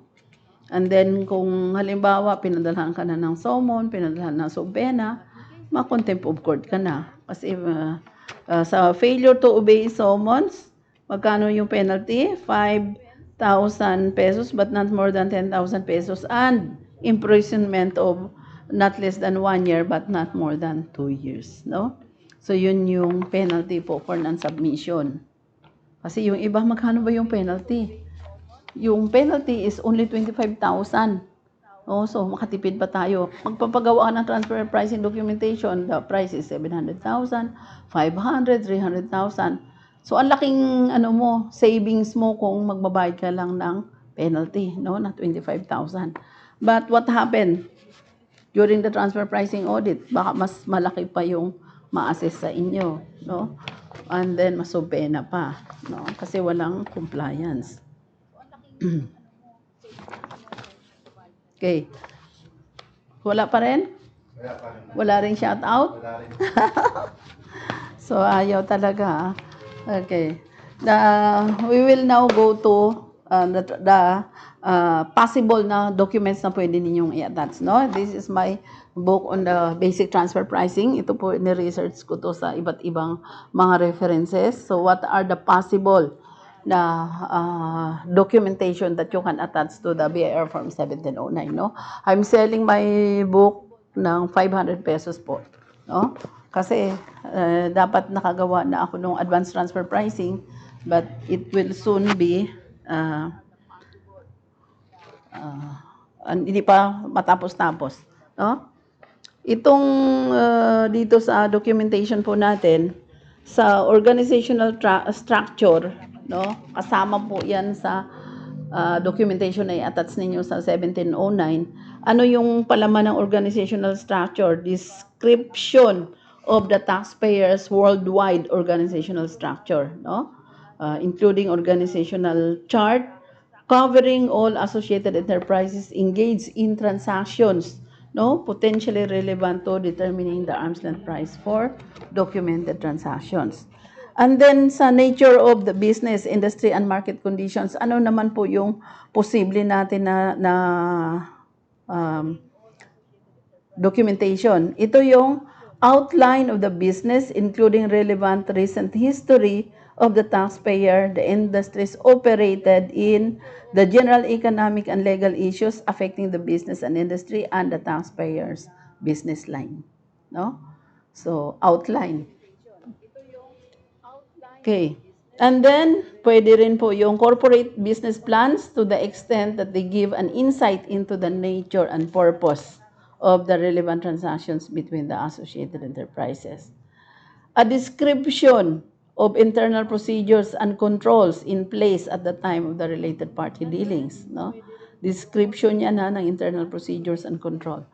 And then, analysis of the economic and legal factors that affects the pricing of taxpayers, property, and services. No? Kasi di ba sabi natin doon yung purpose ng related party transactions, yung halimbawa, lease, or halimbawa, sale ng property or ng assets, no? So, nakalagay doon yung, halimbawa, yung price, no? Sabi natin, arm's length price. So, paano ma-document na yung Fortuner, halimbawa, binenta mo lang ng piso, no? So, magkakaroon ka ngayon ng study, the economic, yung pricing or the economic conditions kung bakit mo binenta ng ganun lang, no? Otherwise, there is a danger of a transfer pricing adjustment. No? Analysis of the economic and legal factors that affects the pricing of taxpayers' property and services. No? So, kasi pandemic, so bininta ko lang yung aking lupa na ang market value is 1 million, bininta ko lang ng 300,000. No? Siguro, because of the spatial condition, no, pwede yun. Pero kung wala, then you have to mag-a-adjust yung examiner. No? Description of the structure, intensity, and dynamics of the relevant competitive environment. No? So, highly competitive yung environment mo. There is a substitute of your product na available anytime. So, para ka makapag-compete, binabaan mo yung presyo mo. No? So, those are things that you are going to explain, no? Sa transfer pricing documentation mo. Description of intangible property potentially relevant to the pricing of the taxpayer's property or services in the controlled transactions. No? Tangible property. Copies of annual reports and financial statement for the year to which the package relates and the prior 5 years. Lalo na itong mga exceptional na mga nangyayari, you have to document na talagang reasonable yung pricing mo because of the pandemic, halimbawa. Information as to the functions performed, assets employed, and risk assumed relevant to the transactions. Ito yung FAR analysis natin. No? Explanation of capital relationship, balance, and source of debt and equity funding relevant to the transactions. No? For the, actually, ang ganda po ng pagkagawa ko dito sa mga transactions na to, no? Na pagka-research ko. Hindi ko naman to gawa, no? Ni-research ko lang. The control transactions, description of the control transaction that identifies the property or services to which the transaction relates and any intangible rights or property attached thereto. The participants, the scope, the timing, frequency of, type, and other value of the control transactions, including all relevant party dealings in relevant geographic markets, no? As well as the currency of the transactions and the terms and condition of the transactions and their relationship to the terms and condition of its transaction entered into between the participants. So these are very specific na, kasi ang tanong nyo dyan, how do we document? So ito, a very, very specific na documentation po. And then, identification of internal data relating to the controlled transactions. So, ano ba yung internal data? Price, halimbawa, the price, the costing of the product, no? Halimbawa, ano ka, manufacturing company ka, the manufacturing cost mo. So, those are internal data. And I would like to reiterate that transfer pricing is a factual audit, no? Factual, talagang depending on the facts and circumstances of the case, the findings is very specific to a certain company or transactions. Hindi yan pwede na precedent. Ay, ito kasing ginawa mo. So, according to this case, ito yung dapat. No way. Hindi po yan pwede na gamitin mong precedent. Each transfer pricing audit is a factual, no? So, kung ano yung facts ng case, yun po talaga yung titingnan. Identification of internal data, copies of all relevant intercompany agreements. So, yung lahat ng intercompany agreements, you have to attach that to the 1709 po na form. No? Assumptions, strategies, and then policies. No? So, how are you going to document yung mga assumptions mo, yung mga strategies at saka policies ng company? Ito yung relevant information regarding the business strategies and special circumstances at issues. For example, set of transactions, market share strategies, distribution channel selection and management strategies that influence the determination of transfer price. No? So, ano yung relevant information na yon? Yung market share strategies mo, yung distribution channel, no? Management strategies. Actually, management strategies, the effective management is an intangible, no? That sometimes it is the key factor bakit nagiging successful ang company, no? The management strategies. If the taxpayer pursue a market share strategy, documentation demonstrating that appropriate analysis was done prior to implementing the strategy, that the strategy is pursued only for reasonable period, and that the cost borne by its associated enterprises are proportionate to projected benefits to such enterprise. So ito na po yung sabi ko sa inyo na what is the purpose of the transfer pricing audit?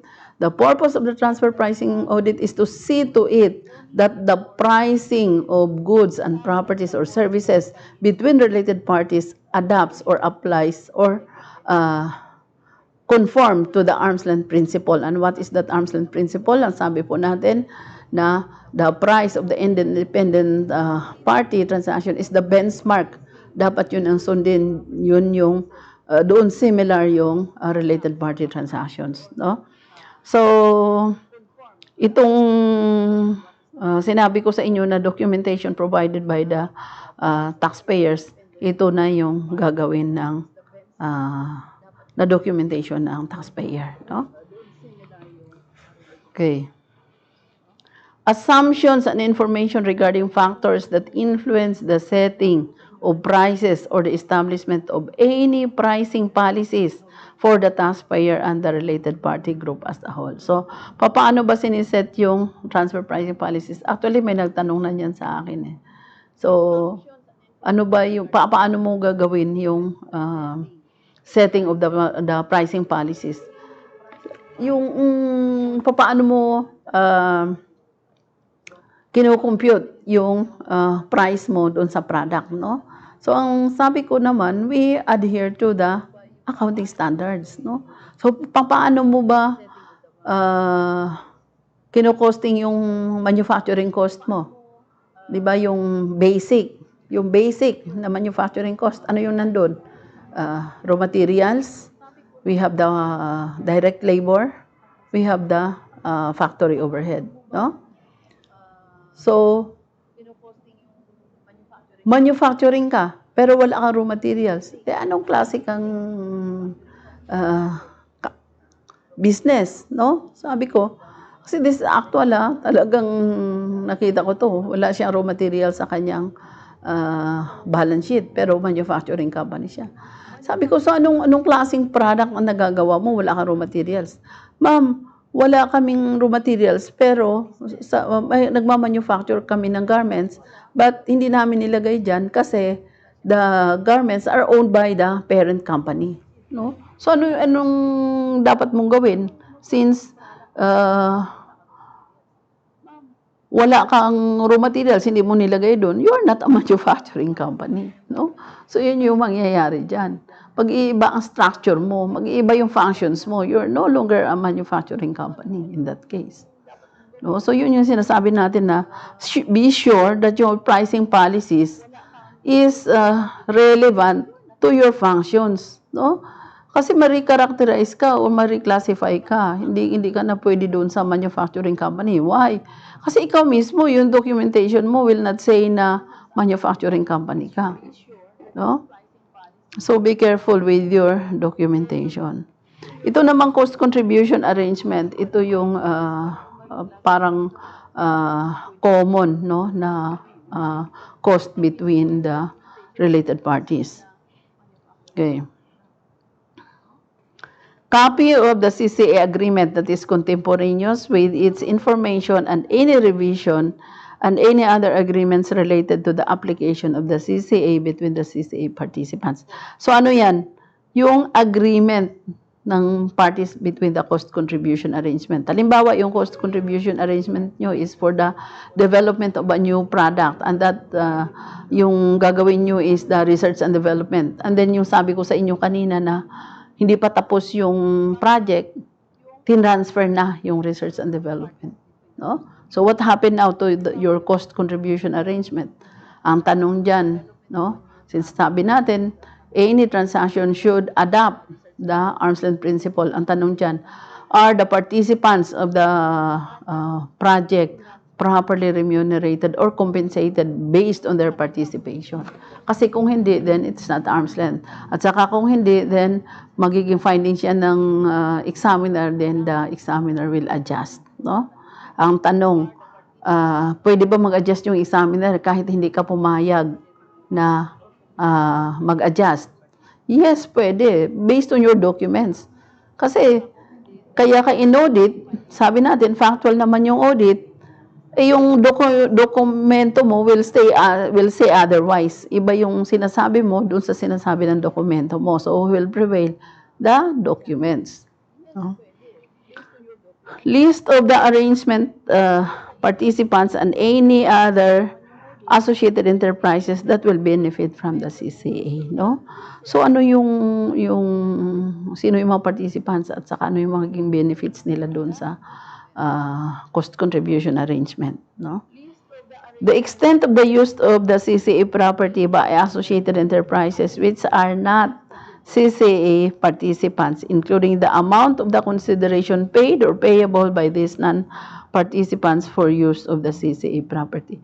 Halimbawa, yung research and development nyo such that nag-develop kayo ng software. So, nung na-develop na yung software, 5 yung participants na nag-produce nun. And then here comes the other related parties. 2 o 3. Nakikinabang din doon sa software. So, how much is their payment, no? Or compensation for the use of that software na hindi naman sila kasama na nag-develop, no? So, anong tanong doon? Are their payment arm's length or are they paying? Kasi kung hindi sila nagbabayad, then outright yun, hindi arm's length yung transactions. Kung nagbayad naman sila, the other question is the remuneration or is the payment arm's length? Ibig sabihin na arm's length, tama ba? Ito ba yung bayaran talaga based on the independent parties transactions? Kasi kung hindi, then again, the examiner will adjust. Pwede bang mag-adjust ang examiner kahit ayaw ng taxpayer? Yes, pwede po. Kasi sabi natin, factual based on the documents that the taxpayer presented. Description of the scope of the activities to be undertaken, including any intangible or class of intangibles in existence or intended to be developed, no? So, ano ba yung i-develop nyo? Kaya kayo nag-contribute, no? The duration of description of each participant interest of the result of the CCA. So, dapat well defined talaga yan. No, ano ba yung interest nila? Ano ba yung benefits nila because of that contribution? And then the duration of the arrangement, no? Gaano ba yan katagal? No, halimbawa, the duration of the arrangement, sabi doon sa agreement, the developed software will be used by the companies for 5 years. So tama ba yun na 5 years lang when in fact the projected benefits of the software is 10 years. So, tama ba na ang ibigay mo sa kanila, yung duration is only 5 years, no? Okay. So, yan ang mga posibleng magiging findings. Procedures for and consequences of a participant in entering or withdrawing from the agreement, no? And for the modification or termination of the agreement. Kasi may mga clauses yan dapat yung agreement na in case na ayaw na nung isang group, mag-withdraw siya. So magkano yung i-refund sa kanya kung halimbawa nag-contribute siya ng para sa expenses, no? Magkano yung i-refund sa kanya or may penalty ba pagka nag-withdraw, no? So the total amount of contributions incurred pursuant to the arrangement, no? Nasusunod ba yung arrangement? Magkano na yung contributions, no? The contribution borne by its participant and the form and value of its participants' initial contributions including research, with a description of how the value of initial and ongoing contribution is determined and how accounting principles are applied, no? So, doon sa accounting principles, ano yung mga example natin ng accounting principles? Yung matching at saka yung recognition, di ba? So, nasusunod ba yon? Especially when it comes to expenses, no? The consistent accounting method used to determine the contributions and benefits, including the method used to translate foreign currency, and to the extent that the method materially differ from accounting principles accepted in the relevant country, and the explanation of the material differences. No? So, consistency sa accounting method. Identification of its participant expected benefits to be derived from the CCA. The extent of the benefit expected and formula and the projection used for allocating or sharing the expected benefits and the rationale and assumptions underlying the expected benefits. Actually, may mga decided cases na po ito sa court, no? Yung sharing ng expected benefits. Procedures governing balancing payments where payments are required to reflect differences between projected benefits and the actual benefits realized. Oh, halimbawa, yung projected benefits nyo, kikita ng 1 million. Tapos, nung sa actual na, kumita pala ng 3 million. No? So, anong mangyayari doon sa agreement? O kaya, yung projected nyo is kikita ng 1 million. Yun pala nalugi. No? Hindi naman kumita. So, ano yun naman yung participation nyo doon sa loss. Comparability, functional and risk analysis. Description of the comparable including for tangible property, its physical feature, quality, availability. For services, the nature and extent of the services. For intangible property, the form of the transaction, the type of the intangible, the right to use the intangible that are assigned, and the anticipated benefits from its use. So, paano mo lahat yan i-document? Description. So, you describe. The documentation to the support material factors that could affect prices or profits in arm's length dealings. No? For the taxpayer and the comparable, no? So, ang tanong po ng iba, dito sa 1709, kailangan na ba ang transfer pricing analysis? Yes. Kasi if you try to look at sa documentation, sinasabi dito na yung proof na arm's length yung pricing mo. So, paano ka magkaroon ng proof? You apply the process ng transfer pricing. So, anong gagawin mo? You have to present a comparable. Pag sinabi mo ng comparable, ano yan? Transfer pricing analysis na yan. No? And then, mag-adjust ka kung hindi yung comparable mo are not the same, mag-adjust ka, no? So, ikaw na mismo to make your comparables similar, no? Okay. For the taxpayer and the comparable, identify the factors taken into account by the taxpayer to evaluate the comparability, including the characteristics of the property or service transferred, the functions performed. Kaya sa transfer pricing analysis, always nandoon na yung 5 factors natin, no? Yung sinasabi ko na palagi na i-memorize nyo, nandoon na yan palagi. Criteria used in the selection of comparables including database, screens, and economic considerations. And then identification of any internal comparables, kung merong internal comparables, no? Adjustment and reason for those adjustment made to the comparables. Kasi dito sa documentation ng transfer pricing, kayo maghanap pa ng comparables nyo. Anong mangyayari during the transfer pricing audit? Gagawa din ng transfer pricing analysis niya ang examiner, no? So, anong ibig sabihin nun? Gagawa din, maghanap din ng sarili niyang comparables yung examiner to dispute your own transfer pricing analysis, no? So, aggregation analysis, grouping of transactions for comparability. Supporting transfer pricing methodology or methodologies used, if any. So, what are the transfer pricing methods? Kasi dito sinasabi na yung methodologies. Kaya, pinrepare ko itong transfer pricing guidelines natin na RR2-2013. Kasi, andito yung mga transfer pricing methods na sinasabi dito sa guidelines natin. And what are those transfer pricing methods na sinasabi dito sa RR2-2013? Ito yung galing din po dito sa OECD.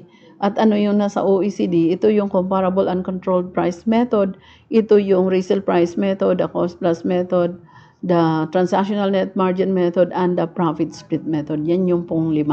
No?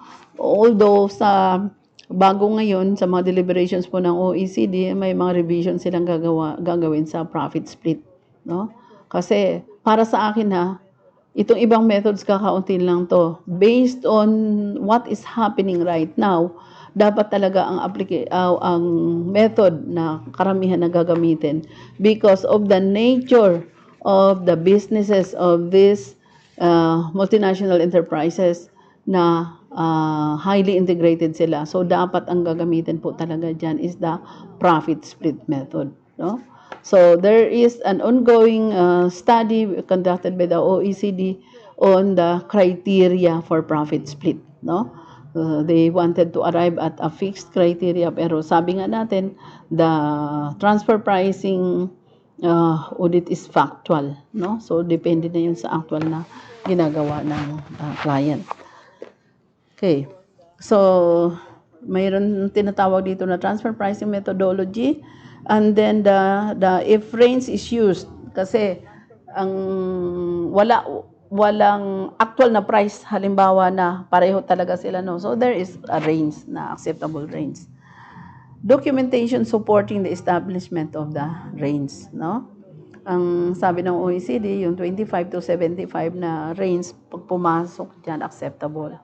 Extension of the analysis over a number of years with the reason for the years chosen were relevant.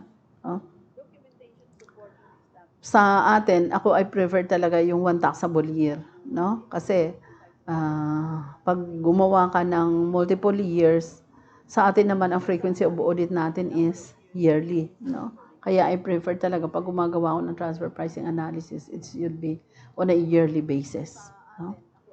Selection of the transfer pricing method. So how are you going to select the method? No? In advance, sabihin ko na sa inyo that based on this transfer pricing guidelines, RR2-2013, anong sabi dito? The best method rule. No? Apply all the methods and then recommend. Give your reason. Choose the best method na yun ang dapat mong gamitin on the transactions. No? So, selection of the transfer pricing method, description of the method selected, and the reasons why it was selected, including, for example, the economic analysis and projections relied upon. No? Kasi yun ang ginamit mong transfer pricing method. You have to give reasons kung bakit yan. Description of the data and methods considered and the analysis performed to determine the transfer pricing and an explanation of why alternate methods considered were not selected. No? So sa atin, apply mo lahat ng methods and then recommend the best method. Sa mga services dito, BPOs, ang nakikita ko palagi nilang nire-iterate yung cost plus. Then yung cost plus nila is plus 3%, plus 5%, plus 7%. No? Para sa akin, that is not acceptable. Why? Kasi if we try to apply the arm's length principle and the parties are not related, papayag ka ba na ang markup mo is only 5%? No? Nandoon na yung operating expenses mo, nandoon na yung payment mo for taxes and everything. Hindi ka papayag. Application of the transfer pricing method, documentation of assumptions and judgments made in the course of determining an arm's length outcome, refer to the comparability, functional and risk analysis. Documentation of all calculations made in applying the selected methods and of any adjustment factors in respect of both the taxpayer and the comparable. So, may documentation ka usually in the form of matrix. Appropriate updates of prior year documentation relied upon in the current year to reflect adjustment for any material changes in the relevant facts and the circumstances. No? So background documents, documents that provide a foundation for or otherwise support or were referred to in developing the transfer pricing analysis. No?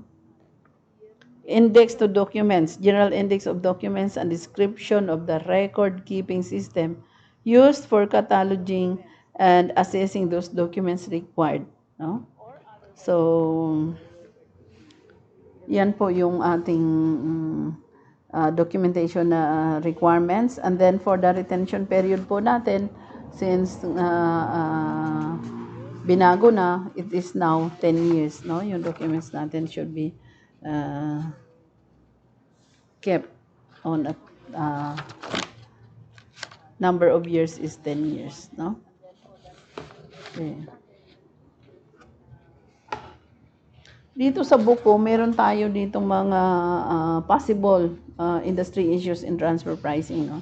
So these are just possible na diniscuss ko. Pero ang sabi nga natin, ang transfer pricing is factual. No? So, titingnan talaga ng examiner yan. Ano ba yung factual na nangyayari? Ano ba yung mga documents based on the facts and circumstances of the case? No? So, balikan naman natin yung 2017 na guidelines ng transfer pricing ng OECD on the documentation. Nandito yun sa chapter 5 no, ng transfer pricing documentations. So, nandito yung sinasabi nila na yung 3-tiered na documentation. Okay. Anong oras na hari? 10:40. So, nakailang hours tayo? Pero 1 hour and 56 minutes pa lang. Okay. So, wala pa rin question? Wala pa rin. Ilang viewers natin? 7 viewers. Okay. So, for the documentation naman po ng OECD na 2017, yun yung sabi ko sa inyo na since this is a requirement by other countries and the local entity here is maintaining already local files, hindi na tayo mahirapan sa transfer pricing documentation natin. Ang mahirapan lang yung mga locals na domestic na wala silang documentation. Because documentation ng OECD, we are required to submit a master file. No? Sa master file natin, may matrix, nandun na lahat that you are going to disclose. And sa ano naman, sa local files, sa master file at saka sa country by country reporting, no? Naka-matrix lahat 'yan. Kaya mabilis na lang. So what we are going to do is to copy na lang yung ating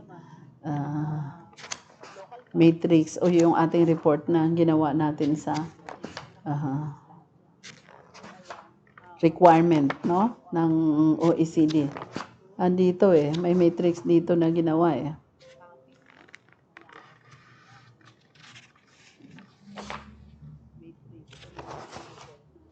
Kompleto na tong OECD transfer pricing guidelines on documentation, no?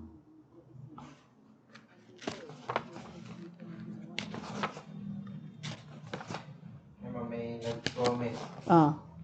Si Sir Ed Canlas. Okay. Sabi niya, yung how can I buy your book? Ano na lang po kayo, sige, sagutin mo, Hari. Hindi, sagutin mo ngayon. Sir, pwede po natin ipalalamove yung book nyo. Tapos yung payment ko, through GCash na lang po or through Bank bank account. transfer. So, 500 lang po siya, pero yung sa lala mo na yan, magkano kaya doon? Depende ma'am sa ano eh, Sa layo. location niya. Oh, so, plus na yon sa kanila na yan. Sila na pagdating dun sa kanila, sila na magbabayad Mm. sila. Mm.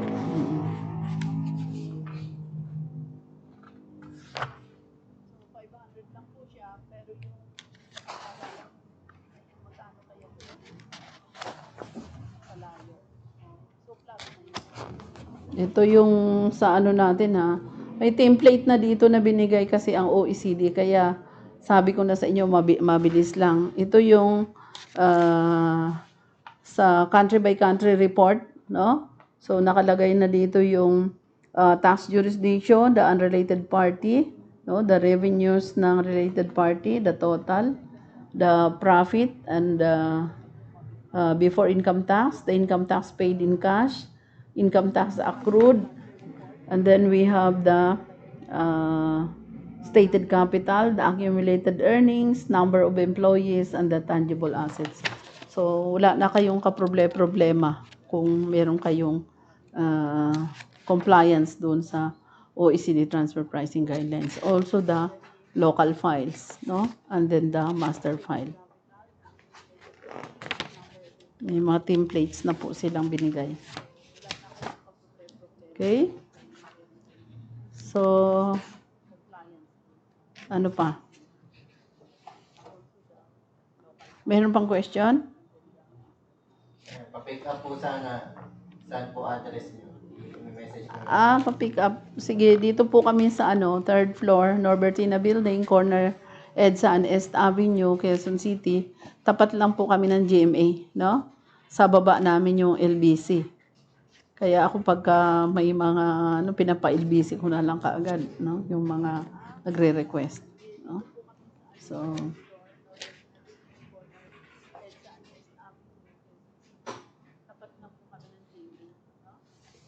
ito lang yung anuin ko sa inyo, yung documentation requirements ng OECD, ano ba yung purpose, no? So sabi niya, to ensure that taxpayers give appropriate consideration to transfer pricing requirements in establishing prices and other conditions for transactions between associated enterprises and in reporting the income derived from such transactions in their tax return. So yun po yung purpose ng transfer pricing documentation, na ang income that you report in your income tax return is yun talaga yung income nyo is, balikan na natin, arm's length, no? Another purpose is to provide tax administrations with the information necessary to conduct an informed transfer pricing risk assessment, no? Or in short, ito yung transfer pricing audit, no? Number 3, to provide tax administration with useful information to employ in conducting an appropriate, thorough audit of the transfer pricing practices of entities. So ano yung purpose niya? As document for thorough audit. Ano thorough audit? Talagang kung makikita ninyo yung reason dito sa 19-2020, the examiners are mandated to make a thorough audit on transfer pricing transactions ng taxpayers, no? Transfer pricing practices of entities subject to tax in their jurisdiction. Although it may be necessary to supplement the documentation with additional information as the audit progresses.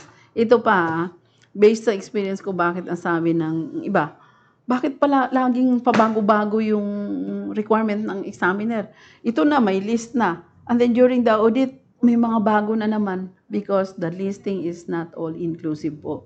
Pwede, during the audit, may mga discovery doon na kailangan ng additional documents, no? So, nangyari po to sa akin. Kasi nung nanghingi ako ng transfer pricing analysis sa taxpayer, na ang ginamit nila is cost plus kasi outsourcing sila dito sa Pilipinas.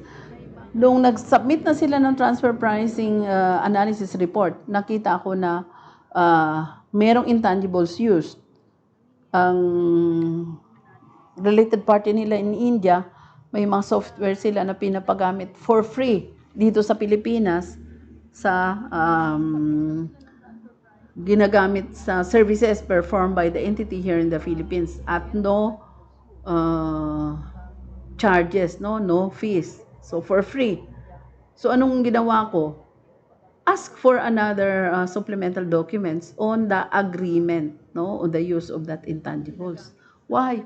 Kasi para makita mo talaga during that, kasi sabi nga natin factual, maka-question ka pag wala kang document. So ano yun? Supplemental agreement na talagang walang bayad, no? Hindi nagpapabayad yung may-ari ng software sa India, pinapagamit lang dito sa Pilipinas. So ano yan?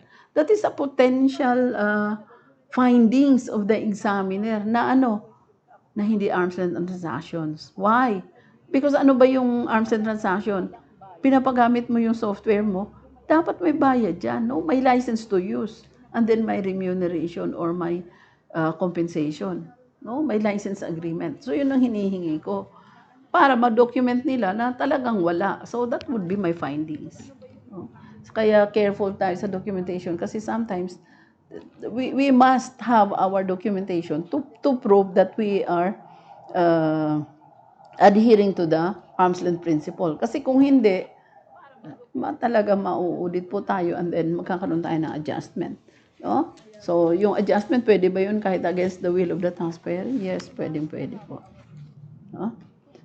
Okay, so wala na? Wala na po, madam.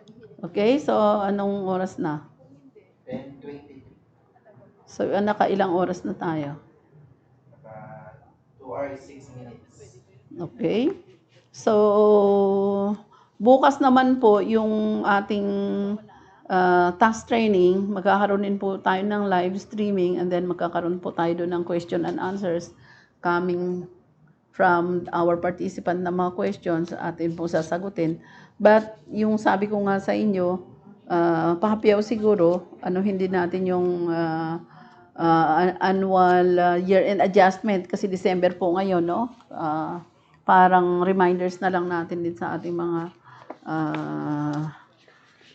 viewers na kailangan nagkaroon na tayo ng year-end adjustment and then yung sa inventory, no? Yung submission ng inventory, tsaka yung pag-keep ng book of inventory, no? Kung paano nyo gagawin. At saka yung tuturuan ko kayo na dapat isama ninyo doon yung inventoriable cost sa inventory, no? Kayo na mismo gumawa ng inventory analysis para alam nyo na talagang compliant kayo pagdating sa submission po ng inventory, no? Okay, mayroon pa? Wala na po. Okay. So, yung documentation, ang daming nagpapakote sa atin, no? Sa documentation. Depende na yan sa ano. Ang tanong naman ng ibang taxpayer o ibang clients na kung pwede ba na internal na yung gagawa. May requirement ba na ipapagawa mo talaga sa sa outside? Sabi po ng OECD, ng Transfer Pricing Guidelines, pwede na ang internal ang gagawa at hindi na kailangan i-certify mo sa accountant, no? Kasi kahit i-certify yan ng accountant, what prevails is your documentation, no?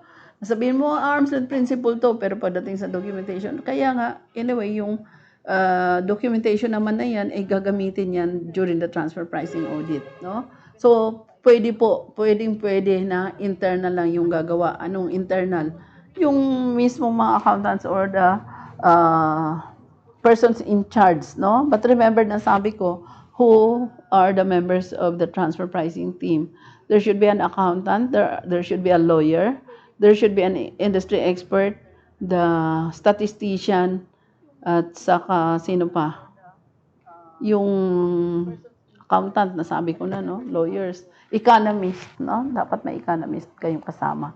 Kasi, ang transfer pricing is economic conditions at napakalaki po ng economic factors na nag-i-influence ng price, no? Kaya dapat meron tayong economist during the transfer pricing analysis na gagawin natin. Okay?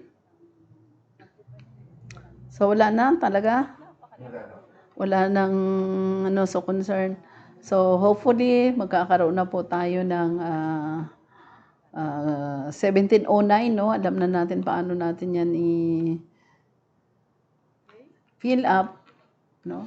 Tsaka hindi pa masyado ngayon kasi kailan ba ang pinaka-deadline ng pinakauna is December 29. No? So may mga time pa. No? So umpisa na natin kasi very tedious po yung documentation requirements ng transfer pricing. Baka mamaya December 29 saka pa lang kayo magpapagawa, no? You're running out of time. So dapat yung mga may deadline na December 29, dapat po nangangalahati na kayo ngayon, no, sa ginagawa niyo transfer pricing documentation. Huwag nyo nang hintayin yung December 29. No? Baka mamaya kulang yung submission nyo. Pwede ba na 1709 lang yung i-fill up nyo and then i-report nyo? Pwede, but the problem is kulang yan, no? So, since kulang, that is not tantamount to compliance. Kulang pa rin yan. There is a possibility na pa rin kayo, ma-penalize, no? So with that, I would like to say thank you sa mga viewers po natin and let's call it a night, no? So thank you very much and good night. Pa rin kayo, ma-penalize, no?